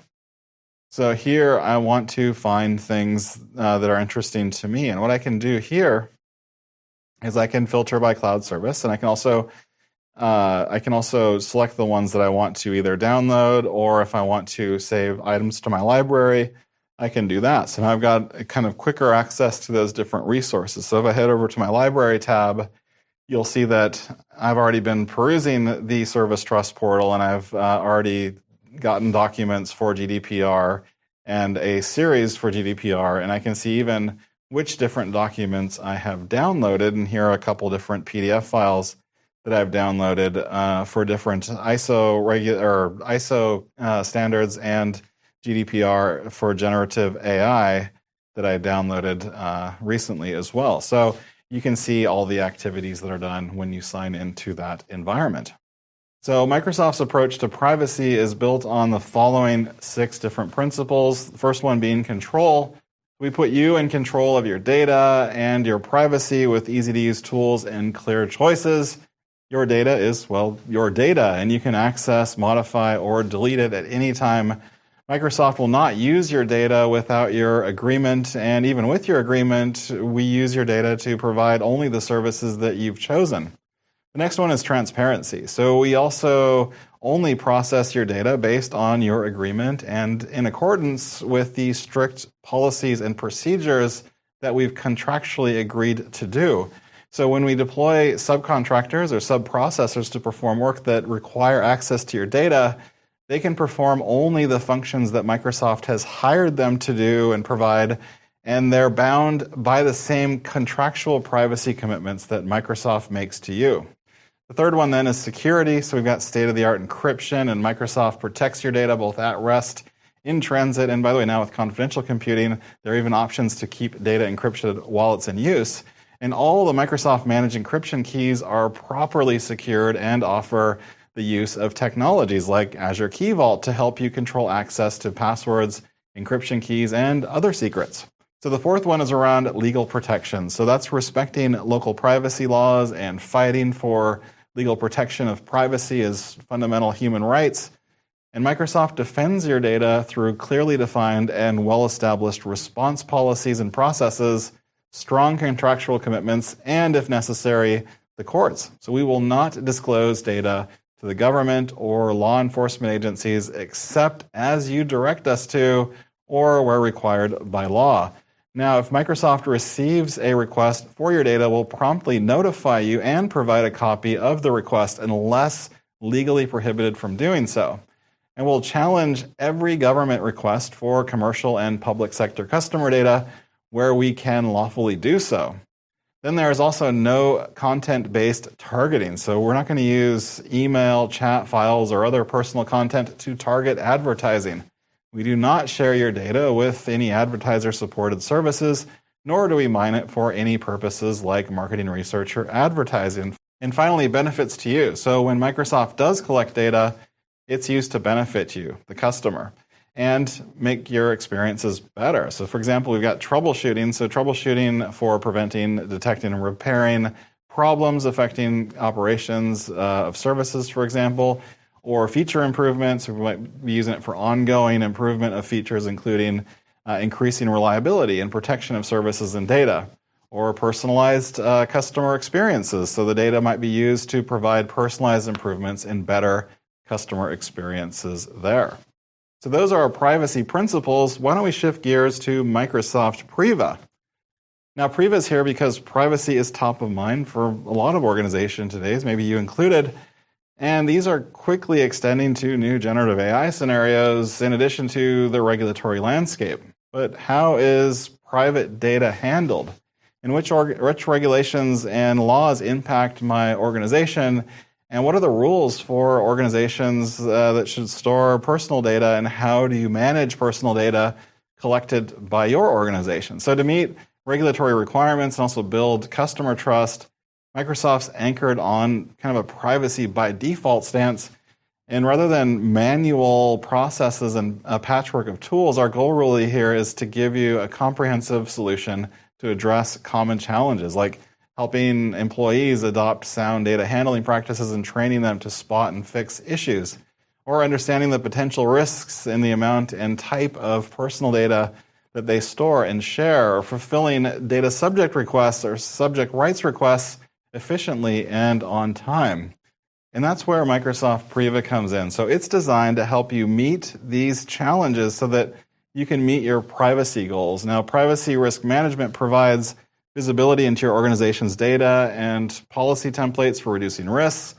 And subject rights requests, well, that provides automation and also workflow tools for fulfilling data requests. Then Microsoft Priva also helps you understand the data in your organization stores by automating discovery of personal data assets and providing visualizations of essential information. So Priva evaluates your organization's data stored in the following Microsoft 365 services within your Microsoft 365 tenant. So it can be an Exchange Online, SharePoint Online, OneDrive for Business, and Microsoft Teams. And it also gives you the capability to set up policies and identify privacy risks in your Microsoft 365 environment and enable easy remediation. It also lets you do privacy risk management and set policies that are meant to be internal guides and help you detect overexposed personal data that users can secure better, spot and limit, I should say, any transfers of personal data across departments or regional borders. Also help people identify and reduce the amount of unused personal data that they store. And then in accordance with certain privacy and regulations around the world, individuals, sometimes referred to as data subjects, may request a review or manage the personal data about themselves that companies have collected. Now, these requests are sometimes also referred to as data subject requests or data subject access requests or consumer rights requests. Now, for companies that store large amounts of information, finding the relevant data can be pretty difficult. So Microsoft Priva then helps you handle these types of inquiries through its subject rights requests solution. It provides kind of workflow and automation and collaboration capabilities to help you search for subject data, review your findings, collect the appropriate files, and also produce the reports needed to fulfill your commitments. All right, so now you know about your options for security, for troubleshooting, and how to contact the Microsoft 365 support team for any questions that you have that aren't as easily answered. All right, so let's first start with the learning objective, which is basically the options for Microsoft 365 in terms of pricing, how the cost model works, your subscription plans, and how you purchase and provision licenses to your users and other entities like devices or maybe meeting rooms. So I'm going to use the term tenant or tenants to refer to your Microsoft 365 and Office 365 environment that you use, same as I was doing with Microsoft Entra. So here there are four main options or models for pricing with Microsoft 365. Now the first one is called the Cloud Solution Provider model, or CSP, and this is when you work with a partner who provides the expertise and services that you need, and the CSP then manages your entire subscription. They manage the billing and the technical support, and this then works with the pay-as-you-go subscription model with per user per month pricing and billing. And this is a great option if you want to centralize your communication to just one partner with expertise in managing multiple Microsoft 365 tenants. Now, the second is the Enterprise Agreement. Now, these are designed for organizations that want to license software and cloud services for a longer period of time, and that can open up opportunities to save costs as well. Now, it's usually constructed as a single organization-wide agreement, but it can be more if your organization maybe comprises multiple other companies or subsidiaries, and you get 24/7 technical support, planning services, and end user and technical training, and also unique technologies through software assurance. The third option then is something called direct billing. Now, this is where you can buy and pay for Microsoft 365 subscriptions and related licenses with a credit or debit card, or maybe a bank transfer directly. And then finally, there are trials. Now here, the normal trial period is around 30 days, and there are several different options to trial services in standalone or separate tenants, or as part of your primary tenant even, you can add trials to that. So Microsoft 365 billing is managed from the Microsoft 365 Admin Center. I showed a little bit of that before. And the Admin Center allows you to manage subscriptions, view billing statements, update payment methods, change your billing frequency, and more. There are also a few different cost models for some services like Security Copilot and Power Apps, for example, that are charged using a consumption-based model. So often you can sign up for an organization-wide threshold level to keep your costs predictable, and when you need extra capacity, you can then burst services, for example, to ensure high-level performance if those thresholds are exceeded. Now, most of Microsoft 365 licenses, though, are based on a fixed price per user per month, and billing will reflect the count of active licenses, whether or not they have been used.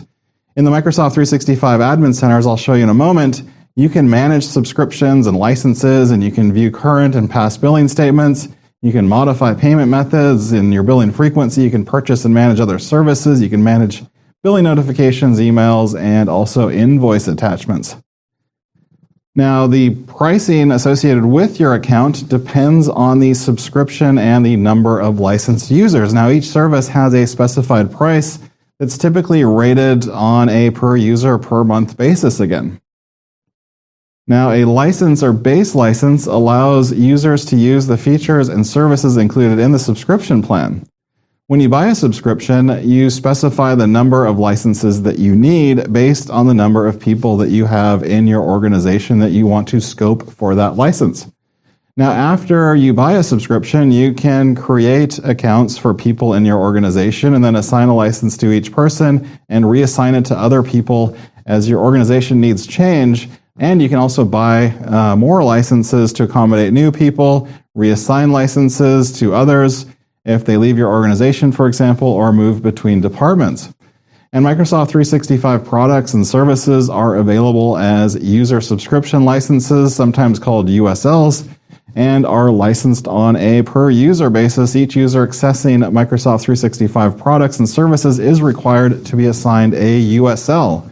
Administrators manage licenses in the Microsoft 365 Admin Center. We've seen that, or in Microsoft Entra, and they can assign licenses to individual users or guest accounts as well. So why don't we dive into user billing and management in the Microsoft 365 Admin Center. And before I demonstrate the experience, one thing to note is that the plans and the exact set of features, pricing, and licensing requirements can vary between countries and regions. So to get an accurate pricing for your specific region and pricing model, contact your regional sales representative to learn what subscriptions and what plans and features and pricing are available for you. Okay, so now that I'm in the Microsoft 365 Admin Center, let me show you what you can do to, for example, check the licenses that you have. So if I click on any user, I can see here that with Alex in the Licenses and Apps tab, you can see that Alex has a Microsoft 365 Business Premium license assigned. And I can also see as part of that the different apps that are part of that one service. Now, if he had more than one different license assigned, it would actually list everything, the superset of applications for the multiple services that Alex, in that case, would have. Now, if I wanted to then look at maybe someone else and I wanted to assign a license, let's say I've got one left over, so I'll go into Licenses and Apps. Now I can click on the check mark here, and you can see I've got one license available. And if I had additional licenses for something else, I can do that, or I can buy a subscription if it's grayed out like you're seeing here. And now Christy Klein in that account has the services provisioned for her. And now additionally, if I go into the billing section of the Microsoft 365, different bills and payments and billing accounts and payment methods. I've got a demo account that I'm using here on a trial, so it doesn't have any of that information. And to buy other products, I can go into Marketplace and see everything available for me. So here, for example, I can, and I showed this I think before, I can filter on the different services or categories that I want to look into. For example, if I wanted to purchase additional security and compliance services, I could do that. If I wanted to add Copilot, Microsoft 365 Copilot, I can add that. Again, that is an add-on license in addition to a user who has a license for Microsoft 365 or Office 365. So Microsoft 365 is a continually evolving service with new capabilities that are added frequently. And these can be new end-user features, they can be security updates, they can be changes that align to regional or industry regulations and other things. And this is one of the core values, really, of a cloud-based set of services as kind of a software as a service platform. And because this is a cloud service, there are also other factors that might impact the experience in your locale or maybe with your specific service. So as an administrator, you're often going to need to be able to answer questions about service status or help prepare for any changes that might impact you. So there are no shortage of actions that you can take, and you'll see information about, service health in different locations. You can see what's coming, what's changing, how to prepare for changes if any actions are necessary for you. And here I've actually kind of narrowed down the list to the resources that you probably should track the closest as you manage Microsoft 365 for your organization. Now, the first one is really the Message Center, and that's kind of a source of truth for Microsoft 365 admins in the Admin Center, where you can learn about official service announcements and also feature changes. So kind of next to preparing for new features, really targeted release is an opt-in control that really allows you to nominate a subset of people in your organization. It could be your admin team or people that want the latest features in Microsoft 365 before the update goes to a broader set of people. You can use that with, for example, current channel preview in the apps. Then for a longer-term view, the Microsoft 365 Roadmap is a public resource to really learn about features that have been launched or are rolling out or are in development or things that have been canceled or previously released.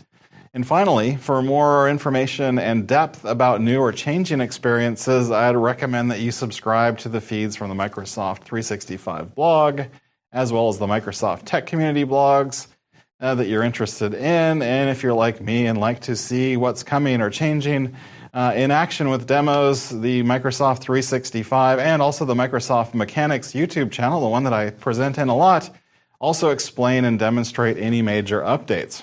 So let's take a quick tour of the Message Center in the Microsoft 365 Admin Center. And you're going to see that there are a lot of different regular updates, sometimes more than one per day. And you'll find it under Health on the left navigation. So here, what I can do is go into the different services that I want. I can filter by the ones that I'm personally interested in. So I've filtered by Microsoft 365 Suite, and I can see, for example, different tags. Maybe I want to just see the major updates, things that I might have to action myself as an admin. So here, for example, if I click into this one for Azure Information Protection add-in for Office, that it's retiring. So I can see that if I need to make any changes there that correspond to that announcement. So I can see also different filters for message state, relevance, the status of my org, and also the platform. So all these different things that I can do to find information. So if I want to look at different targeted and other releases, I can go into org settings and I can change, what experiences that my users have. I can do it for select users and just select groups of people who want to be kind of the first to see the latest updates and kind of test and validate things before I put those broader into production. Now again, the Microsoft 365 roadmap is somewhere where you can actually see all of the different changes that are in development and any new features that are coming, new capabilities. I can see the ones that are rolling out now currently and which ones those are and if they impact any of my users or any of the things that I'm working on or care about. And then I can also get to the different launched or recently launched capabilities that are part of the different rollouts, that basically have been released into your hands or your tenants' hands to start using these different items. Maybe you want to use this to put training programs in places for users. So all this information you can get to, by the way, at aka.ms/M365 roadmap and be able to get all the information that I'm sharing here. Then to monitor service health and connectivity, there are also quite a few tools that you should know about. So if you're experiencing maybe service issues or potential outage, there are resources and links in the Microsoft 365 Admin Center, as well as separate sites in case you can't get to the Microsoft 365 Admin Center. And so Service Health will let you view the issues and status of all the services that are available with your current subscriptions. Then you've got your Windows Release Health that really helps you find information about known issues for supported versions of Windows. And Microsoft 365 Network Connectivity. Again, you can get to that not by going to the Admin Center. If you want to just go directly to connectivity.office.com, you can get there and it will allow you to check network health in your location even without signing in. So why don't we take a look at the tools to monitor connectivity in Office and Microsoft 365. Okay, so here I'm under Service Health inside the Microsoft 365 Admin Center in the Health section. So when I go over to the right, I can see all the different active issues that Microsoft's working on. I can see the service status across all the different services here, and most of it, you'll see most of the time, is going to be green, or maybe a few advisories like we're seeing now. If I click into an advisory, I can see maybe limited scope as to what's happened, and here you can see there are updates from July. So it's maybe been a while ago, and you can kind of see what happened under that advisory, in case maybe you're acting on an older bit of information.